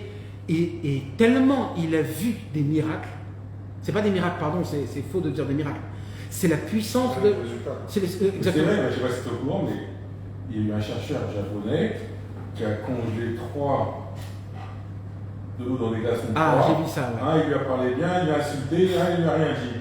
Ouais. Et une fois que c'était congelé, les flocons. Un, c'est un beau flocon, un, c'est un flocon pourri, l'autre, c'est un flocon normal. Eh ben, ce monsieur-là, il a vu tellement des choses qui ont changé, tellement, il a écrit un livre dessus. Il a écrit un livre, son père, qui est basé comment faire parler aux membres, comment parler aux choses. Et même ce livre, il a été traduit en français, en hébreu, en italien, en plein de langues. Ce monsieur-là, un jour, moi, je me rappelle, mon père, il était avec lui, il m'a raconté, mon père, il était avec lui en voiture, c'était des amis, il était à Paris. Et en rond-point, tu sais, en France, il y a des ronds-points de 3 voies, 4 voies. En plein rond-point, en pleine voie, la voiture, elle cale. Il avait une coccinelle, une Volkswagen ancienne. Et elle cale. Et c'est pas le moment de caler, les mecs, ils klaxonnent, etc. Il s'est mis comme ça, il a dit, écoute, si tu dois caler, il faut que tu cales, mais pas ici. Pas ici. Donc je te demande de 3 mètres. Maman, mon père le regardait comme un fou, ça veut dire. C'est quoi? Demande à Hachem, puisque tu parles à la. Le mec, il a rallumé la voiture, elle s'est arrêtée, elle a continué, mais et elle s'est arrêtée là où c'était plus un rond-point, elle l'a calé. Non mais vous rigolez, c'est une histoire de mon père, il m'a raconté. Et je suis certain que lui, il a plein d'autres histoires comme ça. Mes amis, c'est pas des bobards. Nous donne des conseils, comme on l'a dit dans le Torah 185. C'est un conseil pour le passé, pour le présent, pour le futur, pour le Mashiach, pour le Olam Haba, pour le Hatid Lavo, les Triatametim, pour tout. Donc il faut essayer de prendre en considération, se renforcer dans la Emouna de Rabbeinu, parce que plus on a de la Emouna dans Rabbeinu, plus on prend en considération ses conseils, et on arrive à donner du poids à ses paroles. Donc beaucoup d'Emouna, voilà, regarde tous les points qu'on a parlé déjà dans le Beau des doutes. Tu as ici au moins 15 points. Et tous ces 15 points-là, tu prends un point par jour et tu le décortique. Par exemple, tu as envie de te marier et tu dis pourquoi tu as envie de te marier? Les enfants. Est-ce que c'est que pour ça? Parce que si c'est que pour ça, par exemple. Mais c'est grave qu'une personne qui nous fasse le calice. Alors, si c'est pour ça, tu peux par exemple. Alors, entre toi et moi, c'est pas que pour ça. Tu vois, il faut savoir c'est quoi la raison. La première chose que je pense, c'est qu'on va faire un calice. Alors, non, ça c'est pas un problème. Parce que ça, par exemple, si tu peux payer quelqu'un. Non, mais ça veut dire si c'est ça le problème, on peut résoudre ces problèmes. Pour les enfants, il y a écrit Torah ou mitzvot. C'est ça le vrai les vrais enfants, ce qui nous reste avec nous. Bien sûr, tout ça c'est des. Mais ça veut dire, moi je te pose ces questions-là pour que toi-même tu puisses même découvrir c'est quoi réellement la raison pour laquelle tu veux te marier. Et tu sais, c'est pas de dire Hachem je veux me marier, c'est de dire la vraie raison, de découvrir c'est quoi ta vraie raison. Je ne veux pas être seul, je veux être aimé, je veux être apprécié, je veux être entouré d'une famille, je veux être présent à travers quelqu'un. Je veux être important pour des gens. Ça, c'est les points que tu dois demander à Hachem. C'est des arguments en fait quand tu décortiques. Oui, mais ça veut dire que d'un coup, tu découvres qu'est-ce que tu as envie en fait. Tu ne sais pas jusqu'à aujourd'hui que tu voulais ça. Ça se peut qu'on va te donner une femme, tu n'auras rien de tout ça et tu vas encore malheureux. Alors voilà. Alors c'est ça le Inyan. Hachem, il veut te dire, je veux que tu creuses. C'est quoi réellement que tu veux? C'est quoi réellement que tu veux? Mais les autres qui sont mariés, ils n'ont pas demandé qu'est-ce qu'ils. Alors, mais parce que toi, t'es important. Un guerrier, il dit pas ça. Un guerrier, il dit pas les mecs qui sont. Non, mais c'est pas un ou deux, c'est la normalité du monde, ils sont tous mariés. Ouais, et ils se sont pas dit, Hachem, je veux parce que si, je veux parce que ça. Ils sont mariés parce que. Oui, mais ça, on peut poser la question surtout. Ça, c'est trop en l'air. Toi, ça t'est arrivé, c'est sûr que ça t'appartient. C'est à toi, c'est toi qui te l'as fait, c'est toi qui t'as donné, t'as assez de force, et bien Zrat Hachem, ça va venir, et tout va se rattraper, tout ce que tu as perdu va être rattrapé, et tu vas complètement oublier, tu seras dans un autre délire, tu auras des autres problèmes, et tu seras là, mais mec, c'est comme ça, c'est tout. Je me rappelle, moi, dans la yeshiva, je me rappelle, il y avait celui qui nous faisait le ménage, il avait 60 ans, et il n'était jamais marié, et à chaque fois, il rentrait dans notre classe, priez pour moi que je me marie, priez. Et nous, on était là, on rigolait de lui, on disait le mec il a 60 ans, il n'y a plus rien à faire de lui, il avait une barbe blanche, on dirait que c'était un vieux, nous-mêmes on a fait Yehush. On a terminé la yeshiva, je suis parti dans une yeshiva, je me suis marié. Et qu'est-ce que j'apprends? Ce monsieur, il s'est marié avec une jeune femme, il a eu des enfants. Et quand j'ai entendu ça, je me dis mais c'est pas possible. Quand un homme, il tient et il espère et il prie comme si de rien n'était, Akadosh Baruch Hu, il lui donne tout ce qu'il a demandé, tout. Il manque encore quelques petits arguments, apparemment. Il faut juste tenir, frère, il faut tenir. Je suis en train de. Non, on est à la fin de tous les temps. On n'est pas au moment où on se dit où j'ai plus la force. Qu'est-ce qu'ils ont dit les Russes? Qu'est-ce qu'il a dit Zelensky? Zelensky, il a dit, pourquoi on a gagné dans cette guerre contre la Russie? C'est parce que les mecs qui se sont battus, ils se sont dit, c'est où nous, où on crève. Il n'y a rien d'autre. C'est où on prend le bâton. C'est même les mecs qui étaient malades, ou le corona, il n'y a plus rien, plus de excuses. Les mecs, ils descendaient avec des bâtons, des balais. Ils ont commencé avec rien. Le pire, tu sais que racheter le prénom et mon nom de famille, c'est quoi? Alors, c'est ça le pire. Alors les initiales, c'est pas le pire, c'est le plus beau, c'est le plus beau. Mais il faut tenir. Et tu sais quoi? Moins tu penses, mieux c'est. Rabbeinu, il a dit, plus tu penses au problème, plus tu es dans le problème. Là où un homme y pense, c'est là où il est. Donc tant que tu penses et tant que tu es dans ce délire-là, moi je te dis, arrête de penser à ça, bichlal complètement. Comme si tout est normal, tu as une vie normale et tout est ok. Arrête de penser et tu verras. Rabbeinu, il dit, quand il y a un chien qui te court derrière et qu'à chaque fois tu le regardes, tu donnes de la force au chien pour continuer à courir. Continue à marcher sans se retourner, tu verras qu'il va s'arrêter. Il dit, Rabbeinu, des fois on a des problèmes, et les problèmes ils continuent à nous courir derrière, rien que parce qu'on les regarde s'ils sont encore là. Il dit, Rabbeinu, laisse, en fous-toi, arrête de penser, continue ta vie. Et comment tu pries dessus du coup? Juste en priant. Après le reste, vite, vite, vite. Et quand tu pries, il ne faut pas prier en arseb en disant oh, je suis malheureux, et qu'est-ce qui m'arrive, et pourquoi, et quand, et jusqu'à quand. Si tu regardes la hiérarchie, il te dit regarde, mes copains ils sont mariés, moi je ne suis pas marié. Ouais, c'est pour ça qu'il vaut mieux faire la prière de l'écouter de Philote, c'est mieux.